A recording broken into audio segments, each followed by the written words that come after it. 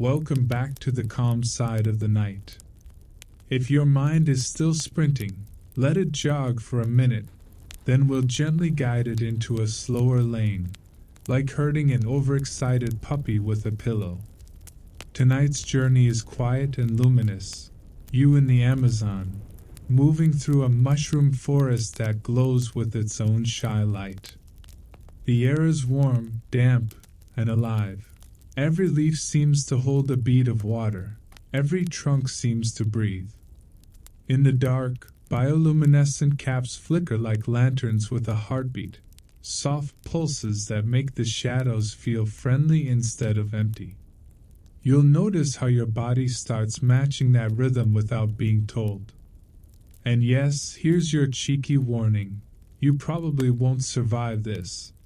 Because the moment you feel safe, sleep will sneak up behind you like a professional. So, before you get comfortable, take a moment to like the video and subscribe. But only if you genuinely enjoy what I do here. Drop your location and let me know how your day has really been, your worries, your exhaustion, or even a tiny joy that made you smile. I'm here to truly listen and offer the most sincere, heartfelt advice I can. Now turn off the lights. Take a deep, slow breath. Let your tiredness melt away, and gently close your eyes. Let's drift together into tonight's dreamlike lands.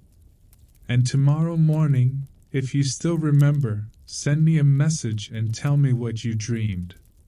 You step forward, and your foot sinks into damp leaves. Above you, the canopy is a tangled lace of branches and broad leaves, barely visible, darkness layered over darkness. Occasionally, a gap reveals a smear of sky, starless and clouded. The air settles on your skin like warm rain that never quite falls, and the forest smells of green life steeped in water. Insects stitch a low hum through the shadows, and every drip from a leaf lands with perfect patience. When you pause, the sound doesn't vanish. It gently rearranges itself around you, as if the night is making room. The first clear shape you see is a massive fallen tree, its bark softened by moisture, its trunk furred with moss. Along its side, shelves of fungi cling like stair steps. Each rim holds a thin outline of light, faint but certain, the way a crescent moon knows where it belongs. Some shelves glow blue-green, others lean toward milk-white then fade. The pulses don't march together. They answer one another across the log, a slow brightening and release that makes your own breathing want to slow down in sympathy. You breathe in, and the air tastes of wet earth and leaves. Your skin immediately understands the humidity. The forest presses close, not to crowd you, but to wrap you. Leaves brush your arms as you pass, cool and slick. Underfoot, the leaf litter compresses like a sponge, then gently rebounds, as if the ground is practicing patience. Near your ankle, a tiny insect crawls, pauses, then decides you're not worth the paperwork. The mushrooms continue their soft illumination, and you start to notice patterns. A cluster near a root flares brighter when a breeze passes. Another dims when you step too close. It isn't fear. It's sensitivity, like a sleeping animal that still knows you're in the room. You learn to look without grabbing, to let your attention rest on the glow the way your head rests on a pillow, present, but not demanding. You move with care because the light feels like a courtesy. The forest offers visibility, one gentle pulse at a time, and you don't want to stomp through it like a loud opinion. Your steps become slower. Your hands hang looser. The tightness you carried in, without meaning to, begins to loosen, one quiet notch at a time. Ahead, the undergrowth thickens into vines and ferns. Their fronds catch beads of moisture that reflect the glow like scattered stars. You push through carefully, and the leaves brush your face with cool kisses, rinsing away the last sharp edges of wakefulness. Past the ferns, the ground dips. A shallow basin collects water, forming a wide puddle that mirrors the light above it. The reflection doubles the glow, and for a moment you feel suspended between two skies, one overhead, unseen, one beneath, shimmering softly. You pause at the edge, and the surface trembles from your presence, turning luminous rims into wavy lines, like handwriting you almost understand. You don't know where you came from in any practical sense. That doesn't matter. In this place, directions are not the point. The Amazon night holds you without asking you to perform. Everything gives the way nature gives, quietly, continuously, without drama, as if generosity is simply the default. As you circle the basin, the glow grows brighter, and you realize you're entering a deeper pocket of the forest. The air turns sweeter, damp wood and something faintly floral, something you can't name because naming it would wake it up. The soundscape shifts, more insects, a distant frog call, a soft rustle that feels unconcerned, as if the forest is turning over in its sleep. You keep moving at the pace of someone who has stopped arguing with time. Ahead, between two roots that rise like arches, a new cluster of mushrooms glows brighter than the rest, an inviting, steady lantern pulse, suggesting the forest has, in its own unhurried way, decided where you should go next. The brighter cluster between the arching roots holds steady, like it has been waiting for you to stop thinking so loudly. You ease closer, and the light doesn't flare or retreat. It simply breathes, dim, bright, dim, until your eyes adjust enough to notice what's actually changing. It isn't only the caps. Above the mushrooms, tiny points drift through the air, so faint at first you mistake them for moisture catching light. But they move with intention, not like random droplets. They float, pause, drift again, slow as pollen in thick air, slow as the last thought before sleep. They gather in a loose ribbon, a barely there trail that curves away from the root arch, threading into the dark. Spores. Not the dramatic kind that want to conquer your lungs like a poorly managed guest, but the gentle kind, the forest's quiet confetti, the soft powder of continuation. In this humidity, they don't fall quickly. They linger. They hover. They carry the glow like borrowed starlight, as if the mushrooms have decided to share their lantern work with the air itself. You take another step, and the drifting ribbon shifts slightly, responding to your movement. A few points scatter outward, then settle back into a line, the way a flock of tiny, patient insects might reform after a breeze. Your body does the sensible thing and wants to inhale carefully. Your nose, meanwhile, considers sneezing. You give it a firm, internal look. Not tonight. Not here. Not when the forest has gone to the trouble of laying out its own luminous breadcrumbs. The trail leads into a narrow footpath that you hadn't noticed before, because it's made of the most understated materials imaginable. Packed leaves, softer moss, slightly firmer ground. The difference is subtle, but your feet feel it immediately, like walking from deep carpet onto a well-worn rug. This path has been used, not recently in any loud way, but consistently, gently, over time. It's the kind of path a place develops when people move through it with respect, stepping where stepping is allowed, avoiding where the ground needs to keep its secret work. You follow the spores, and the forest begins to show you how it lights itself without fuss. The mushrooms aren't scattered randomly. They cluster near edges, roots, fallen branches, stones that rise from the mud like knuckles. Their glow outlines hazards, not with urgency, but with quiet practicality. A slick log is rimmed in pale light. A shallow depression is marked by a dimmer patch, as if the forest is politely saying, maybe not there. Every so often, you notice a faint shimmer along the ground that isn't coming from caps at all. It's a low, misty glow, like moonlight spilled and diluted. When you crouch, slowly, because your knees have opinions, you see it, thin threads of mycelium just under the leaf litter, a hidden lacework. In places where the leaves are thinner, the threads glimmer softly, not bright enough to read by, but bright enough to reassure you that something is alive beneath your feet, organizing the dark. It's easy, in your half-dreaming state, to imagine the forest as a single creature.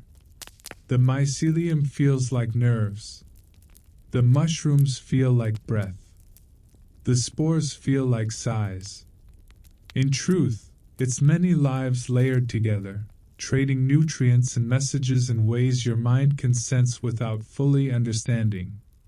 The glow has a purpose, sometimes to attract insects that will carry spores, sometimes to deter nibblers that don't like light, sometimes, perhaps, as an accidental byproduct of tiny reactions happening inside delicate tissues.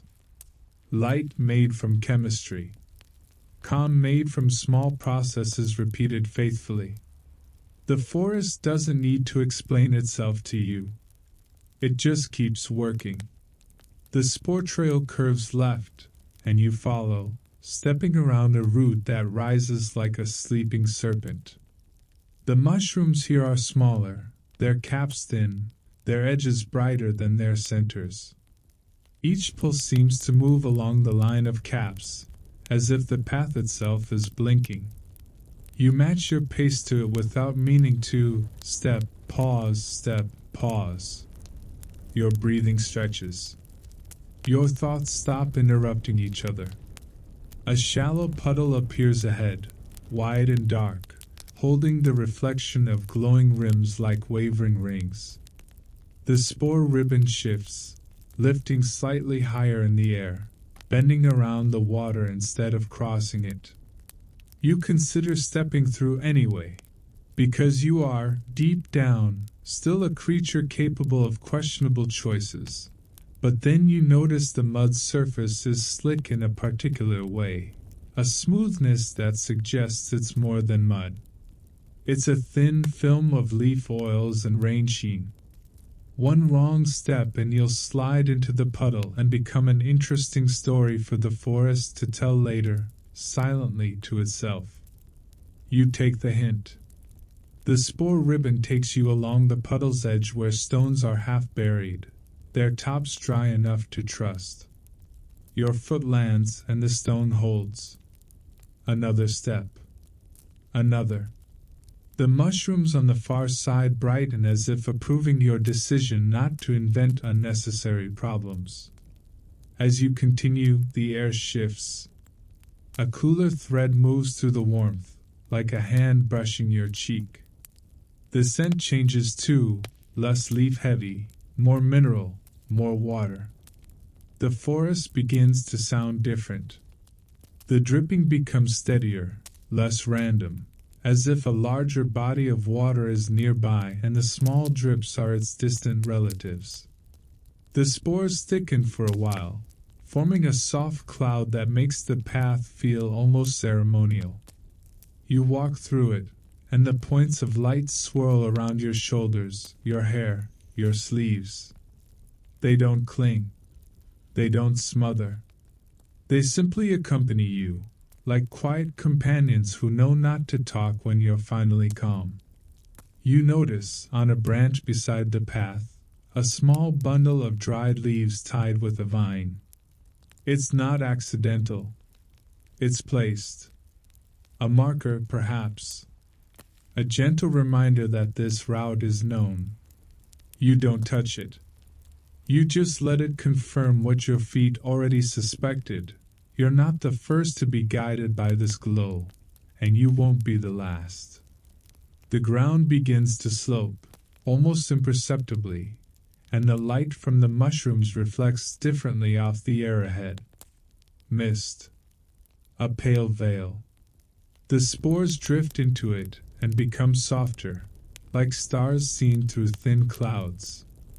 The sound of water grows clearer now, a low, continuous movement, not a drip but a hush, like the forest exhaling through a riverbed. At the edge of the mist, the path narrows. The spore ribbon stretches forward, hovering over darker ground, and you see the first hint of the threshold you're approaching, a silvery line where water begins, and beyond it, fallen logs dressed in glowing shells, like moons stacked one above another. You slow, not because you're afraid, but because the forest's lighting is telling you something new, and you're learning how to listen with your whole body. The mist ahead isn't a wall so much as a soft suggestion, an exhale that cools your forehead and makes the glow look gentler, more distant, like it's happening in another dream. The spore ribbon drifts into it, and you follow, stepping onto darker ground that feels firmer under the leaf layer. The air tastes different here. Less green. More river. A mineral hush that reminds you water has been moving through this place longer than any thought you've ever had. As you approach the silvery line, the mushrooms change shape. The small, delicate caps that blink along the path give way to broader shelves, thick and curved, layered on fallen trunks and half-submerged branches. They stack like steps, like pages in a book left open to the night. Along their rims, the glow brightens, cool blue, pale teal, sometimes a soft, ghostly white, and in the mist those rims look like moons seen through thin clouds. Not a single dramatic moon, but many modest ones, each content to be a crescent. The river itself isn't wide, not here. It's a slow-moving channel that has eaten a gentle curve into the earth. You can hear it more than you can see it at first, the quiet lap against roots, the faint scrape of drifting leaves, the soft clink of something small, pebbles, perhaps, nudged by the current. When you step closer, the surface appears, dark and reflective, holding the mushroom glow like a private collection of stars. The reflections wobble with every ripple, turning clean crescents into wavering commas of light. You pause at the edge, because the forest seems to pause with you. Even the insects quiet for a beat, as if they're waiting to see whether you'll do something impulsive. Your body considers the water. The humidity has already made you feel half dissolved. The idea of stepping into the river seems like becoming fully part of the environment, like surrendering your last remaining boundary. It's tempting. It's also, practically speaking, slippery. The spore ribbon doesn't cross the water directly. It lifts, arcs, and drifts toward a cluster of stones that break the surface midstream. They form a stepping line, uneven, natural, not arranged like a bridge but like a suggestion from the river itself. Here, if you must. You study the stones. Some are slick with algae, some look rough enough to grip. The mushroom glow helps in the most understated way, outlining edges, making wet surfaces shine differently than dry ones. Your foot tests the first stone. It holds. The cold of it presses up through the sole of your foot, a sudden little shock that wakes the bottom half of your body while your mind remains pleasantly slow. You step again carefully, letting your weight settle before committing. The river murmurs beneath you, and the mist curls around your knees like a curious cat. On the far bank, a fallen log lies half in the water, its underside dark, its top dressed in those glowing shelves. The shelves pulse in a slow sequence, dim to bright to dim, so the log looks like it's carrying a row of sleepy lanterns. The light spills onto the water in faint stripes, and the stripes drift downstream, stretching and thinning until they vanish into the darker bend. Midstream, you stop for a second. The world feels suspended. Behind you, the path's faint mycelial shimmer is swallowed by mist. Ahead, the bank rises slightly, and the glow gathers there, stronger, as if the mushrooms have decided this is a threshold worth marking. Above you, the canopy is still mostly invisible, but you can sense its weight, the way the air is held. A drop falls from somewhere high, lands near your ankle, and rings the water with a small circle that expands quietly, touching the reflections and bending them into softer shapes. You take another step, and your foot slips a fraction on wet stone. Not a fall, just a small reminder that the river does not care about your confidence. Your body tightens reflexively, and you feel the impulse to speed up, to get across quickly and be done. The forest, however, is not interested in speed.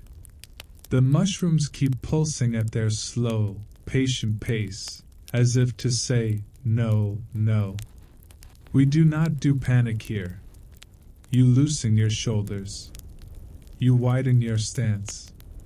You breathe out longer. Your foot finds better purchase, and the slip becomes a memory you can laugh at later, quietly, because the night is still doing its thing.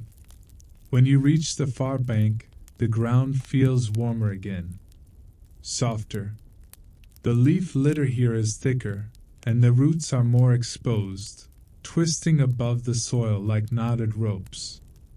The mist is heavier too, pooling low, making everything feel closer and more intimate. The mushrooms on this side are larger, more abundant, and their glow has a steadier rhythm. You can see why. The dampness near the river feeds them, and the fallen wood provides endless places to cling and bloom. Along the bank, you notice something else: insects. Tiny, delicate shapes flitting near the glowing shelves, attracted to the light.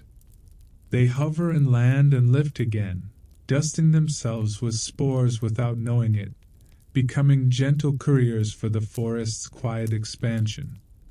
Their wings catch the glow in brief flashes, like small, living sparks. They don't swarm. They don't bother you.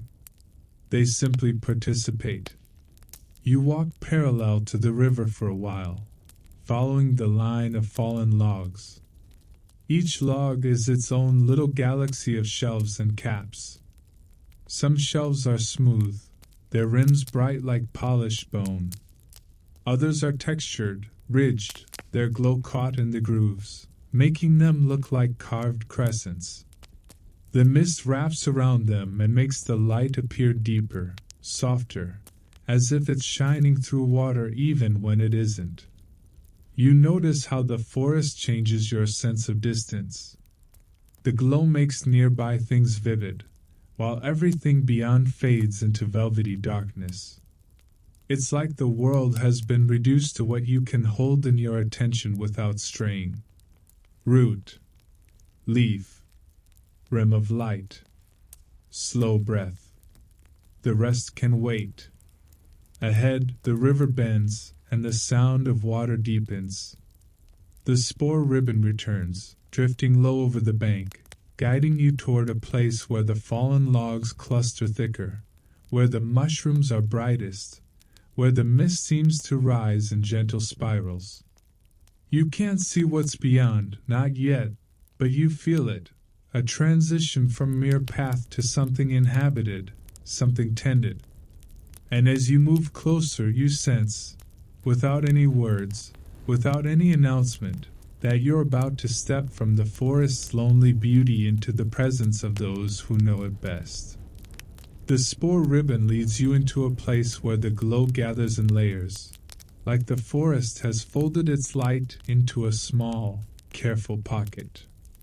Fallen logs lie in a loose circle, not arranged with sharp intention, but with the gentle logic of repeated use. The ground is smoother here, tamped down by many quiet steps. Ferns lean outward as if they've learned to make space. Even the insects seem to hum at a lower volume, like someone turned the world's dial slightly toward sleep. You notice the first sign that you're not alone in a way that isn't accidental. A thin strand of vine tied around a sapling, holding a cluster of dried seed pods. They don't glow, but they chime softly when the breeze passes, a tiny wooden rattle that marks the air without disturbing it. A little further in, a broad leaf has been folded into a shallow cup and set on a root like a humble offering bowl. Rainwater sits inside it, reflecting a few pale crescents from the mushrooms nearby. Then you see movement, slow, deliberate, like the forest itself shifting a shoulder. A figure steps from behind a buttress root, and for a moment you can't tell whether the person is emerging from the dark or whether the dark is emerging into the shape of a person. Their skin and clothing are dampened by the air, matte in the low light. Strips of woven fiber cross their torso, and small bundles, herbs, bark, maybe dried fungus, hang from cords at their waist.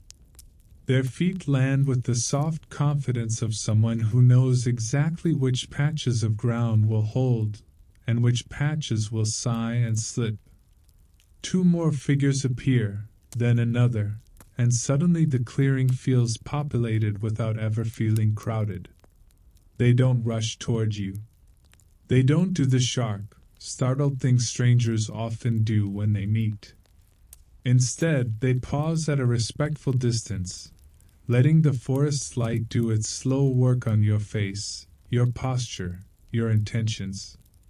Their attention rests on you the way moss rests on wood, present, quiet, not demanding. One of them lifts a hand, palm angled slightly downward, and makes a small motion, an easy, smoothing gesture toward the ground. Your body understands before your mind does. Slow down. Soften your steps. The forest here is delicate in ways the dark hides, and speed would be a kind of clumsiness. You follow the gesture, letting your feet settle more carefully.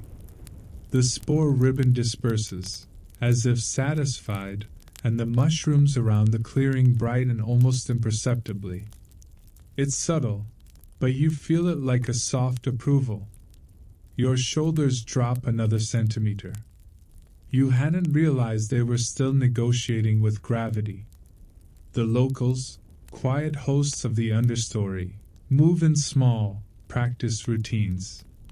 One kneels by a log where glowing shelves grow thick and healthy, and they examine the underside with a calm thoroughness, as if checking the pulse of a beloved animal. Another circles the clearing's edge, brushing aside fallen leaves to reveal a faintly shimmering line beneath, mycelium threads, delicate and alive. Their fingers hover, never scraping, never tearing. Touch here is light, respectful, like you touch a sleeping child's hair. A third person approaches you slowly, not straight on, but slightly angled, an old habit that signals peace. They carry a broad leaf folded into a neat tray. On it rests a small lump of clay or resin, and beside it a bundle of fibrous plant material, soft, pale, almost like dried cotton. They hold it out, not as a demand, but as an invitation. You hesitate, because your brain is still occasionally dramatic, and the part of you that has survived busy streets and complicated humans wants to ask 100 questions. The forest answers for you with another pulse of light. The person tilts the leaf tray slightly, showing you the resin-like lump. It catches the mushroom glow and gleams faintly, as if it has borrowed some of the forest's lantern-making talent. The gesture becomes clearer. They want you to dab a little onto your skin. You glance down at your hands, then at your arms, already sheen with humidity. You consider the possibilities. The Amazon has many gifts, and some of them come with teeth. And yet the locals' movements are so unhurried, so practiced, that it's hard to imagine this being a prank. They look like people who do not waste energy on unnecessary chaos. You take a small amount between your fingers. It feels cool and slightly waxy. You rub it gently onto your wrist. Almost immediately, you notice a difference, not dramatic, but real. The air still wraps you, but it no longer clings in the same way. The resin seems to create a thin, breathable barrier, a soft armor against the wet insistence of the night. It also carries a scent, faint citrus, crushed leaves, something earthy beneath it. The locals watch, and when you don't flinch or panic, one of them makes a small nod, the kind that says, yes. That. You're learning. Another host points toward a low seat formed by roots and a fallen branch. It's not built, exactly, more like discovered and gently encouraged into usefulness. You sit, and the wood is cool against your legs. The mushrooms nearby glow brighter along their rims, lighting the curve of the seat and the outline of your knees like a quiet stage. You realize, with a soft internal laugh, that you have been seated by the forest itself, like a guest being tucked in. Around you, the clearing continues its routines. Someone rearranges a line of stones at the edge of a shallow depression, guiding water away from the center so the ground stays firm. Someone else hangs a strip of bark cloth over a branch, letting it dry in the moving air. A pair of hands works fiber into cord with a steady twist, smooth, like a lullaby made visible. No one speaks, and yet you feel addressed constantly through motion. Here is how we move. Here is how we care. Here is how we do not fight the forest, only cooperate. You notice small objects tucked into the roots, shell pieces, smooth seeds, carved bits of wood, each placed with intention. They look like markers of memory, tokens of seasons, reminders of paths. The locals touch them as they pass, not possessively, but like greeting old friends.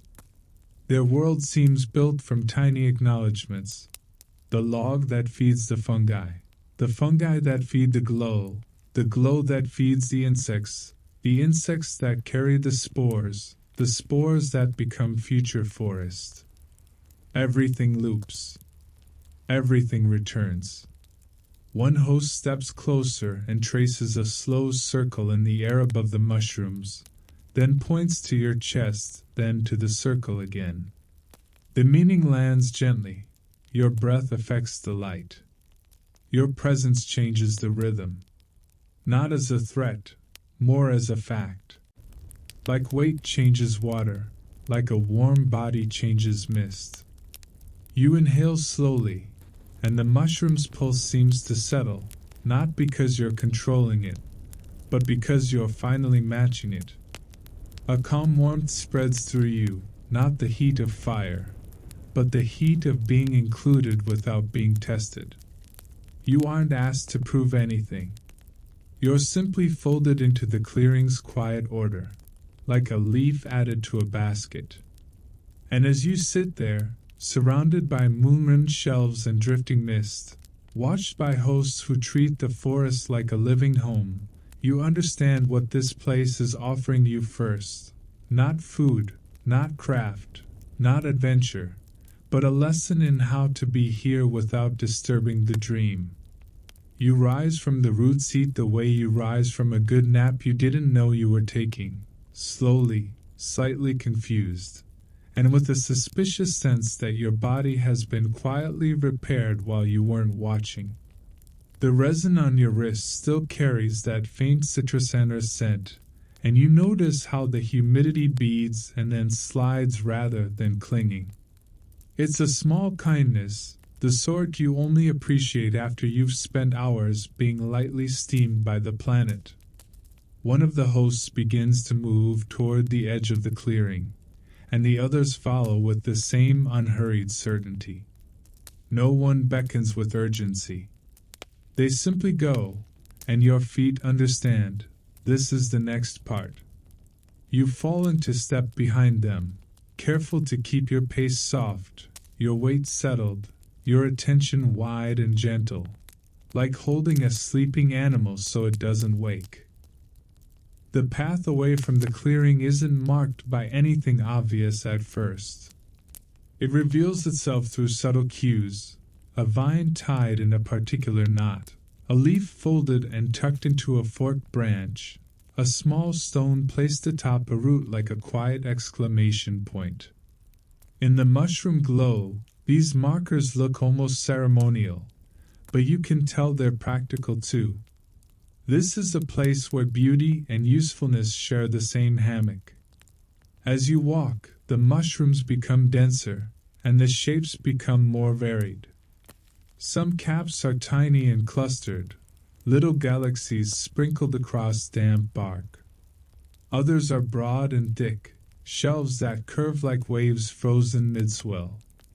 Their light changes as you move, cooler in the shaded hollows, brighter along open stretches where the mist thins. The locals step with a kind of reverence that doesn't feel performative. It feels like habit, like brushing your teeth, like checking that the door is locked, like caring for what cares for you. They stop at a fallen trunk split open by time, its inside soft and fibrous, its surface lined with glowing growths.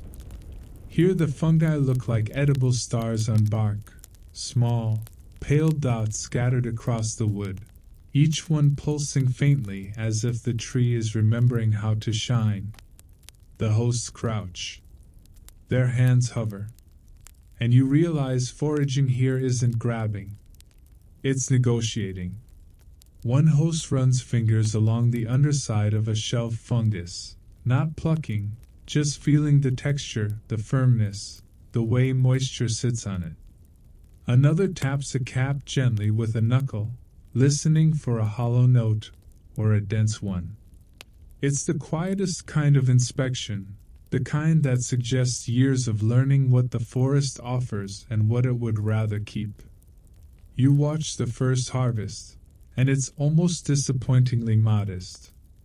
A tiny pinch, a careful twist, a piece no bigger than the first joint of your thumb. The host places it on a leaf tray that appears from nowhere, because apparently in this forest, leaves are both furniture and dinnerware, and honestly, it's a strong system. Then the host brushes the harvested spot with a soft tuft of fiber, like tidying up after taking a sample, smoothing the wood, dispersing loose spores, leaving the trunk looking respected rather than raided. The act carries a clear message even without words. Take, but leave the place better than you found it. Or at least, leave it not worse.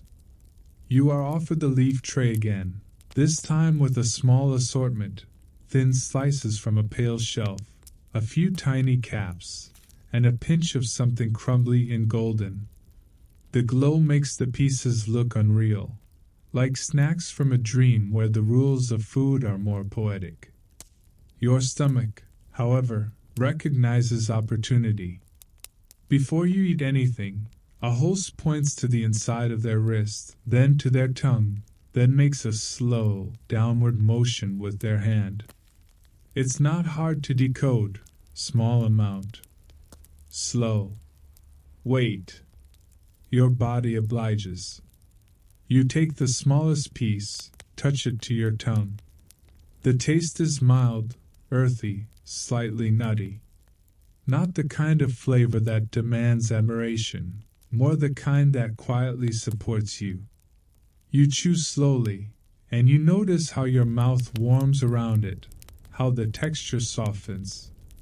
It feels nourishing in the way simple foods do, steady, grounding, as if the forest is lending you a tiny portion of its patience. The next piece is different. You can tell before it touches your tongue. It smells sharper, like crushed green and old wood. You take only a speck. The flavor blooms quickly, then fades, leaving a faint tingling at the back of your throat. Not painful, just noticeable.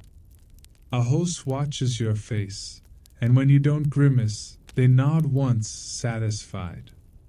Your mind, always eager to label, starts sorting. This one feeds, this one seasons, this one wakes. But the forest doesn't work in such neat categories, and the locals seem to know that. They treat each fungus not as food or not food, but as a relationship. Something you approach with knowledge and restraint. You move deeper into the understory, stopping at different logs, different trees. At one spot, the mushrooms are bright and beautiful, almost too beautiful, glowing with a strong, steady light that makes your fingers want to reach. The hosts, however, do not harvest here. One of them lays a palm near the caps without touching, then draws their hand back as if from heat. Another makes a small gesture toward their head, then away, an elegant warning. You understand it without translating. Some glows are not invitations. Some are alarms. Some are the forest's way of saying, admire from a distance. Your inner toddler sulks briefly. Your wiser self is grateful. You've met enough charming things in life to know charm is not always safe. At another log, the fungi are duller, almost matte, barely glowing. The hosts harvest here more freely, still carefully, still modestly, but with more confidence. The pieces they collect are placed on separate leaves, kept apart. This is where you learn the quiet taxonomy of their practice. Different leaves for different uses, different bundles for different outcomes. You notice a routine repeated at each stop. First, observe the glow. Second, check texture. Third, smell. Fourth, take only what's needed. Fifth, tidy the place. Sixth, pause and let the forest settle. The pauses are important. They don't rush from one harvest to the next. They give the night time to rebalance, like letting a pond's surface go still after you've disturbed it. Gradually, you feel your body changing, not in some dramatic transformation, but in small calibrations. The nourishing fungi settle warmly in your stomach. The sharper ones brighten your senses just enough to keep you attentive without pulling you back into anxious wakefulness. The forest doesn't sedate you, it steadies you. And then there's the third category, the dazzling. You encounter it near a standing tree whose bark is deeply grooved. Tiny points of light dot the grooves, like someone pressed stars into the wood. They don't taste. They aren't harvested. They are simply watched. The hosts gather there for a moment, heads tilted slightly, hands resting on knees, as if paying respect to a sacred decoration. You find yourself doing the same, letting your gaze soften until the points of light blur into a gentle constellation. The tree becomes a quiet sky. The forest becomes a slow breath. And you, for once, become the kind of traveler who doesn't need to take anything to feel full. After the last constellation tree, The group drifts onward with the calm purpose of people who know exactly how hungry the night will make you. The leaf trays are gathered, bundles tucked, and nothing is left behind except footprints so light the moss barely complains. You follow, still half dazzled by all that patient glow, and the forest seems to notice your softened pace. The mushrooms along the route pulse more evenly now, as if your body has finally signed the unspoken agreement. You may pass, but you will not stomp. The path bends away from the river's mist and into a slightly higher patch of ground where the air feels warmer, thicker, less watery, more sweetly vegetal. Here the understory opens into a working space that looks like it has been gently borrowed from nature rather than built against it. A wide fallen trunk serves as a table. Smooth stones are arranged in a shallow depression in the earth. Broad leaves are stacked in tidy layers like folded blankets. Everything is low, close to the ground, designed for kneeling, for leaning, for doing things slowly. You expect, in some old corner of your brain, the dramatic presence of fire. A bright flame. A crackle. A sudden heat that declares itself. But the hosts don't bring fire. They don't strike it, coax it, or feed it. In this damp world, flame would be a needy guest anyway, demanding constant attention, sulking at humidity, filling the air with smoke. The locals seem to prefer a quieter method, something steadier, more respectful, less flashy. Which, honestly, is a relief.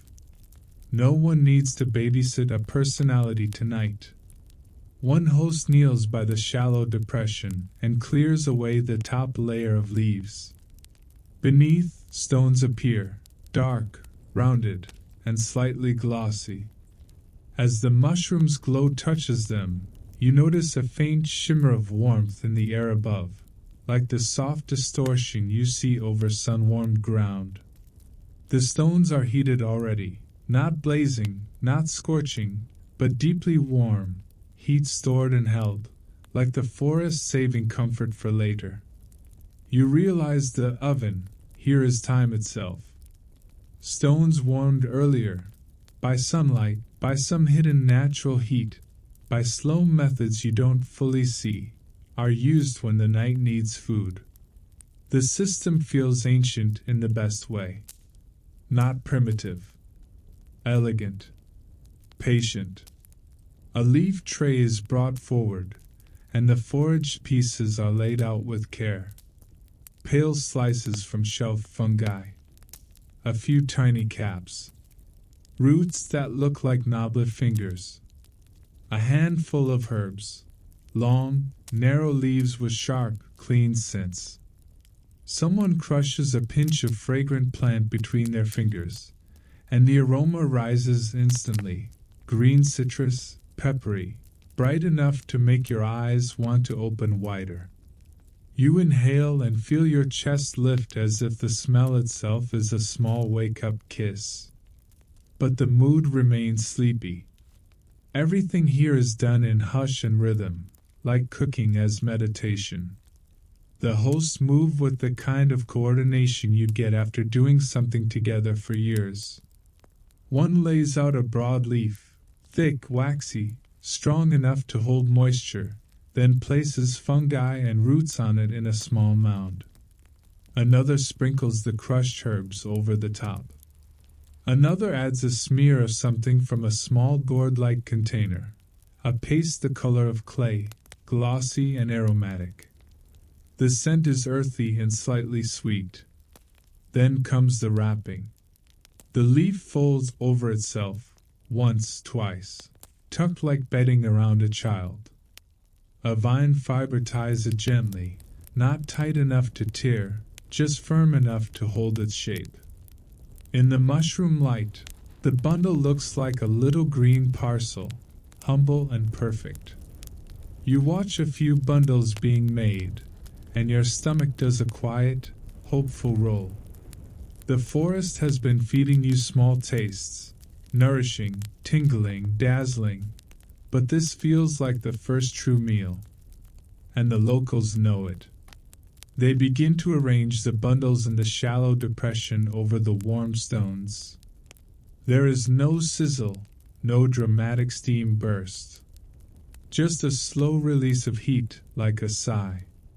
A thin wisp of vapor curls from under a leaf edge, and it smells of herbs waking up in warmth. The hosts layer more leaves over the top, thick blankets of green, to trap the heat.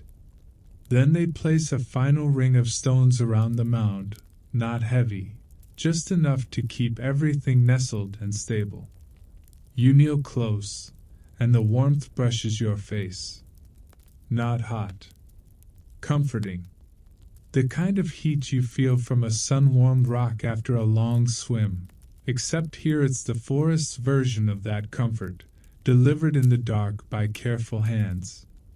While the bundles cook, you're guided to another small station a few steps away. A wide, shallow leaf bowl holds water.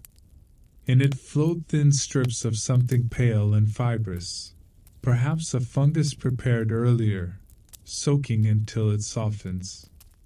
A host lifts one strip, lets it drip, then lays it on a flat stone and rubs it gently with a rougher leaf, creating a faint foam. The action is steady, unhurried, almost soothing to watch. The foam is then smeared onto their forearm, just like your resin, then rinsed lightly. It clicks, cleansing, protection, comfort. In a place where moisture is constant, the body needs small rituals to stay balanced. Not a battle against the environment, but a partnership. Wash with what's gentle, coat with what repels biting insects, scent yourself with herbs that make you less interesting to the night's hungrier attention. You glance at your wrist, still carrying that citrus earth barrier, and feel oddly cared for by the memory of it. Back at the cooking pit, someone carefully lifts the top leaves. Steam rises now, thicker, fragrant. The mushrooms nearby glow brighter along their rims, and the vapor catches the light, making it look like the air itself is shining. It's a soft, floating lantern cloud. You can't help it. You breathe in deeply, and your stomach answers with a low, satisfied agreement. Yes, this is the correct direction. A bundle is unwrapped with reverence. The leaf opens, releasing a wave of scent, warm herbs, damp earth, something nutty and rich from the fungi. Inside, the pieces have changed, softened, darkened slightly, glossy with their own moisture. The roots look tender. The fungi look plump, as if the heat has coaxed them into generosity. You're offered a portion on a fresh leaf.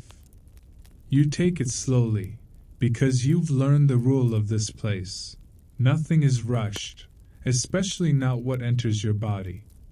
The first bite is gentle, soft texture, earthy sweetness, herb brightness threading through. It tastes like the forest decided to become edible without losing its dignity. There's no sharpness, no harshness. Just depth. A calm, grounding warmth spreading from your mouth down into your chest. As you chew, the hosts continue preparing more bundles, and you notice a subtle variation. Some parcels include a different herb, a different fungus, a slightly different root. Small adjustments for different needs. More nourishing, more steadying, more clearing. It's cooking as quiet medicine, but without drama, without sermon. Just practical care. You eat another bite, and the warmth settles into you like a blanket being pulled up to your chin. The mushrooms around the pit pulse slowly, and you catch yourself matching them again. Chew, breathe, swallow, pause. Your whole system is beginning to sync with the forest's tempo. And in that soft, steaming pocket of light, leaf bundles opening like gifts, stones holding heat like secret suns, you understand why the locals cook without fire. Flame would be too loud for this world. This world prefers warmth that doesn't interrupt the night. It prefers nourishment that feels like drifting, not like taking.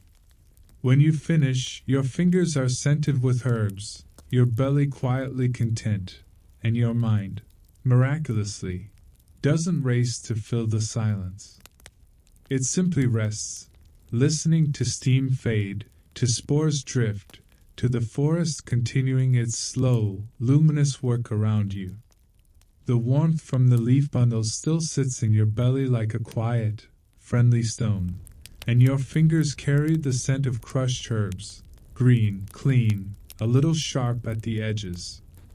The steam has thinned now, slipping back into the canopy, and the cooking pit looks ordinary again, leaves, stones, damp earth. Only the mushrooms refuse to become ordinary. Their rims keep pulsing, soft crescents opening and closing, as if the forest is blinking at you in slow approval. The hosts don't linger in a "we have finished the meal" kind of way. They simply shift. A bundle of leaves is folded. A stone is nudged back into place. A tray is carried, light as a thought. And you follow, because you've learned this place doesn't announce transitions. It just invites you to drift into them. A short walk brings you to a low workspace tucked under broad fronds where the glow gathers in a calmer, steadier pool. The ground is drier here, protected from dripping leaves by a natural overhang of branches. A fallen log serves as a bench. Flat stones are arranged like shallow plates. Leaf cups, those clever folded bowls, sit in a neat line, each holding a different liquid that catches the mushroom light in its own way. The first liquid is clear and faintly sticky, like diluted resin. The second is darker, almost tea-colored. The third is pale and cloudy, with tiny shimmering flecks that move when you breathe near it. None of them glow on their own in a loud way, but each one seems to hold the light differently, absorbing it, softening it, reflecting it back with a gentle sheen. You realize you're looking at a kind of night craft, the art of persuading darkness to behave.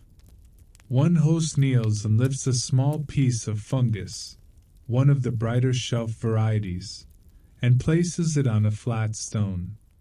With another stone, they grind it slowly, not crushing in anger, but coaxing it into paste. The motion is steady, press, circle, press. A faint smear forms, creamy and pale.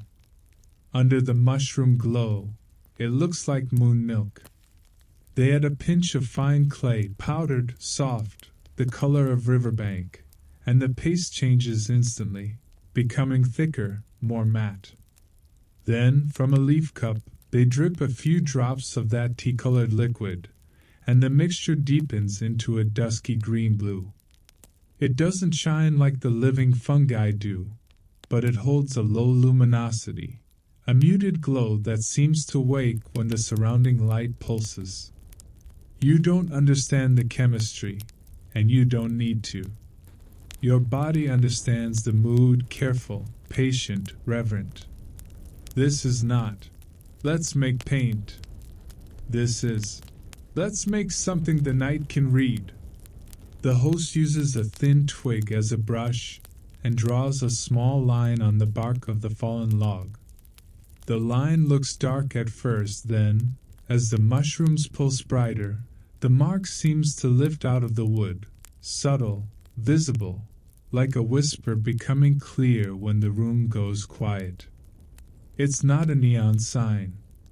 It's a soft guide, a wayfinding thread that only reveals itself when the forest's own rhythm allows it.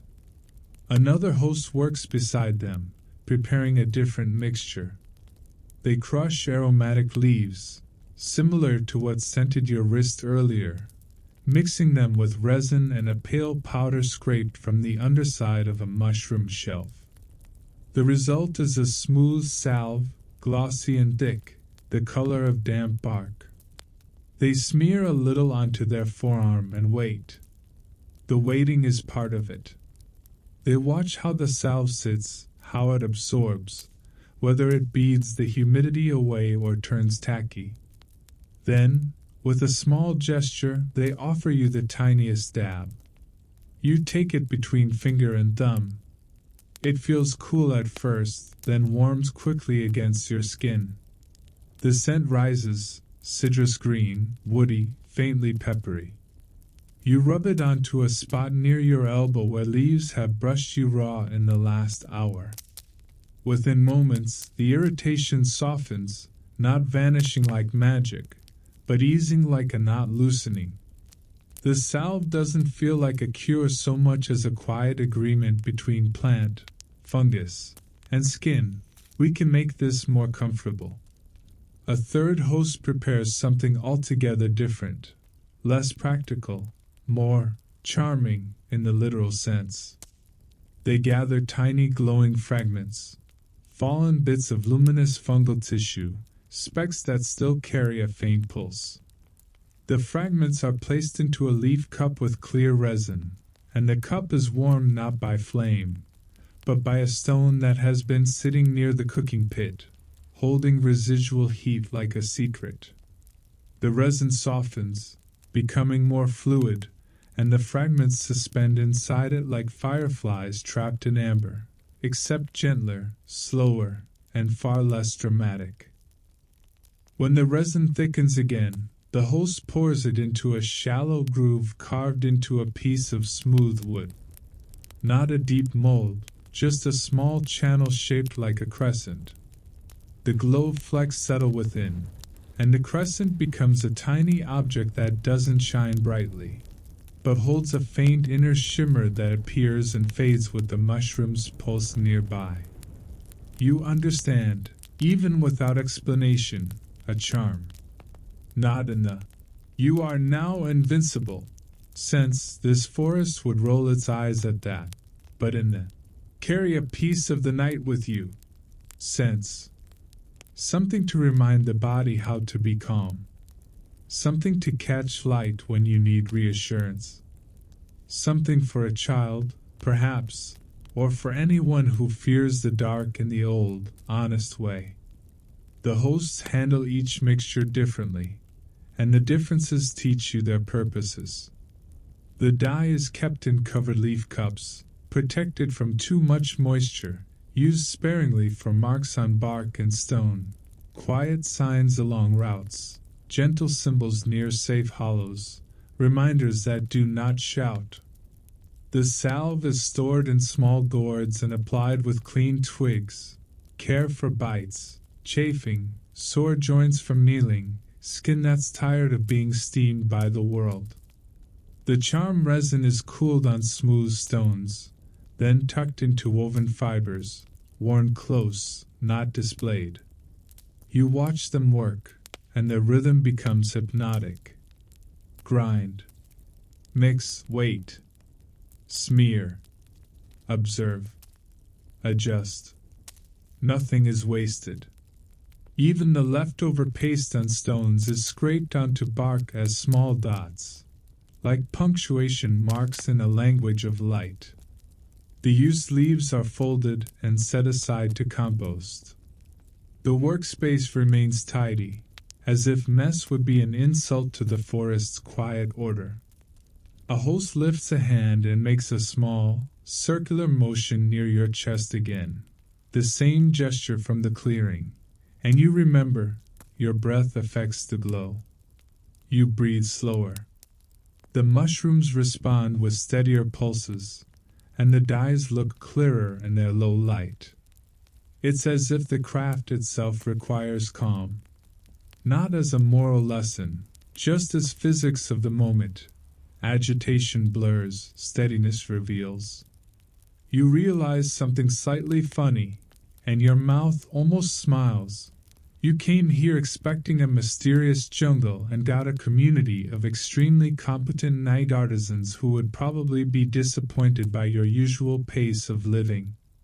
In their world, haste isn't heroic. It's sloppy. And sloppiness, here, means slipping into mud, upsetting fungal growth, losing your way, or irritating your skin until it becomes a problem. Calm is not a mood. Calm is a tool. As the last dye cup is covered and the salve containers are tucked away, one host marks a small symbol on a nearby root, just a curved line with 2 dots, then touches the symbol lightly, then touches their own wrist where resin gleams faintly. A reminder, perhaps, this path is safe, this mixture is ready, this night holds you. And you stand in that dim pool of fungal light, smelling herbs and resin, watching the forest's glow become pigment, comfort, and quiet keepsake, learning that in this place, even darkness can be shaped gently, as long as your hands are patient enough to listen. The workspace settles back into stillness the moment the last leaf cup is covered, as if the craft itself has gone to sleep. Hands are wiped on clean bark cloth. Stones are returned to their places. A few leftover smears of dye are dotted onto a root like quiet punctuation, then left alone to dry in the night air. The hosts rise with that same unhurried grace. No sudden movements, no announcing, no. Okay everyone, meeting's over. They simply shift, and your body, now trained by mushrooms, mist, and steam, shifts with them. You walk again, following the subtle signs that would mean nothing to you in daylight and everything to you now. A vine knot, a folded leaf, a tiny crescent mark on bark that only becomes visible when the surrounding glow pulses. The charm resin you saw earlier, those trapped flecks of light, glimmers faintly when you pass a bright cluster, then fades as if it's shy. It's hard not to respect an object that knows when to be quiet. The forest path widens almost imperceptibly, and the air changes. The humidity is still there. This is the Amazon. It doesn't suddenly become crisp like a brochure, but it feels looser, stirred by a gentle current. The scent of river returns, cleaner and cooler, threaded through the green. You hear it before you see it, not the water itself, but the rhythm it creates in the surrounding world. A steady hush. A soft, repeating lap. The occasional hollow knock of a drifting branch bumping a root. It's all so consistent it starts to feel like a heartbeat. The hosts lead you into a clearing that isn't truly open, because the canopy never fully releases you, but it's wider than the tight understory paths. An oval pocket where the ground is smoother, the roots less tangled, and the glow sits in a calm, pooled arrangement. Mushrooms ring the edges in shelves and clusters, outlining the space like lanterns placed by invisible hands. In the center, the forest doesn't glow as much, which makes the darkness feel intentional rather than empty, like a stage waiting for slow movement. You notice first the sound. It's not music in the modern sense. It's older than that. It's rhythm, made from things that already belong here. Insects hum in layers, a soft, high thread that never stops. The river provides the low pulse, the steady bass note. Drops fall from leaves at irregular intervals, adding little clicks like delicate percussion. And somewhere close, someone begins to move in a way that shapes those sounds into pattern. A host steps into the center, feet bare on damp earth, and starts a gentle sequence. Heel, toe, pause. Heel, toe, pause. The movement is small, controlled, almost sleepy. It's not a performance designed to impress. It's a way of aligning the body with the forest's metronome. The mushrooms along the perimeter pulse, and the steps match them, not perfectly, but respectfully, the way you match your breathing to a lullaby when you're trying to fall asleep. Another host joins, then another, until a small group is moving in slow coordination. Their arms lift and lower like fronds in a breeze.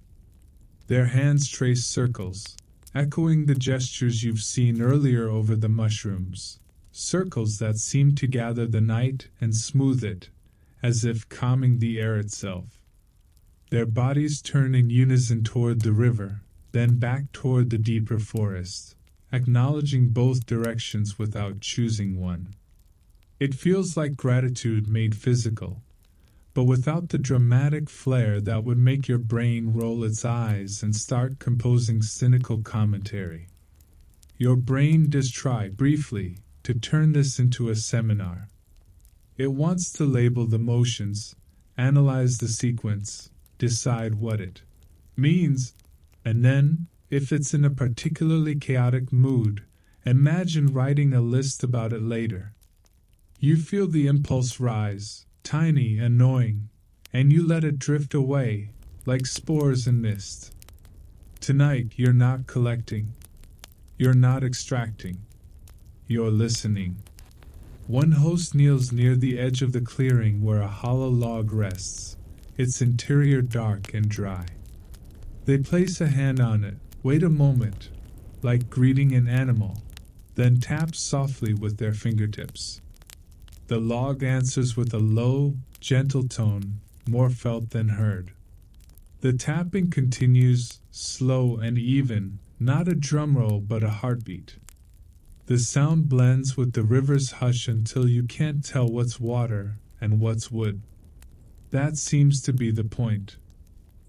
Someone else shakes a small cluster of dried seed pods tied on a vine. Those same chimes you noticed earlier, just once, then again, then pauses. The tiny rattle adds a bright little texture, like the sound of rain starting on a roof. Each shake is spaced out, leaving room for silence to breathe. The whole clearing feels like it's practicing restraint together. You stand at the edge, not invited forward by words, but gently included by the simple fact that no one blocks your presence. A host glances in your direction and makes that familiar smoothing gesture toward the ground. Soften. They're reminding you that your body, even standing still, is part of the ecosystem. Your attention is loud here. Your stillness is quiet. You shift your weight. Let your knees unlock. Let your arms hang heavier. The mushroom's glow seems to settle, as if satisfied with your compliance. As the movements continue, you start noticing the practical side hidden inside the beauty. The slow steps press the earth evenly, maintaining the clearing's smoothness. The turning patterns avoid crushing the delicate patches of mycelium that shimmer faintly near the perimeter. The tapping on the hollow log is positioned where the wood is strongest, where it won't crack. This isn't random ritual. It's tradition designed by people who live in a place that punishes carelessness quietly but consistently. Their customs are also maintenance. Their rhythm is also stewardship. You catch a scent drifting through the clearing, warm, herbal, familiar. Someone has brought a leaf cup with a little of the cooking pit's steeped liquid, and the aroma rises like a sleepy memory. Crushed leaves, earthy sweetness, the faint tang of resin. They don't offer it to you directly, and that's fine. Just smelling it feels like being tucked in again. It calls back to the meal, to the salve, to the way your skin felt less bothered by the night. The forest is making continuity out of small sensations. The slow dance, if you can even call it that, changes shape. The hosts widen their circle, then narrow it, moving like water around a stone. Their feet slide rather than lift, keeping contact with the ground. In the mushroom light, their silhouettes look softened at the edges, as if the glow is erasing sharpness from the world.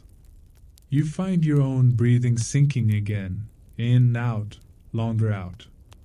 Your jaw unclenches. Your tongue stops pressing against your teeth. Tiny muscles you didn't know you were using finally clock out for the night. The river's rhythm grows clearer as the clearing's activity quiets. The tapping slows. The seed pod rattle stops. The insects keep humming, because they don't do grand finales. The hosts gradually return to stillness, and the clearing holds that stillness like a bowl holds water, steady, receptive, calm. One host steps near a mushroom shelf at the edge and gently touches the bark below it where a die mark sits, a crescent and two dots, then draws their hand away. A quiet closure, like turning down a lamp.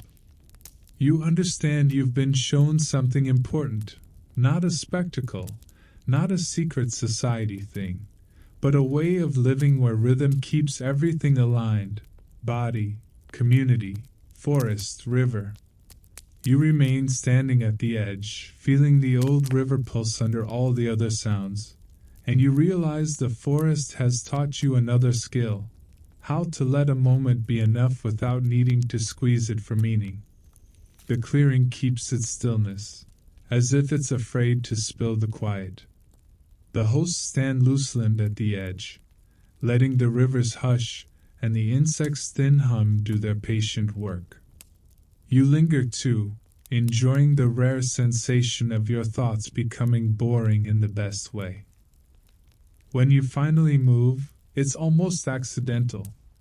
A shift of weight becomes a step becomes the soft return to the path.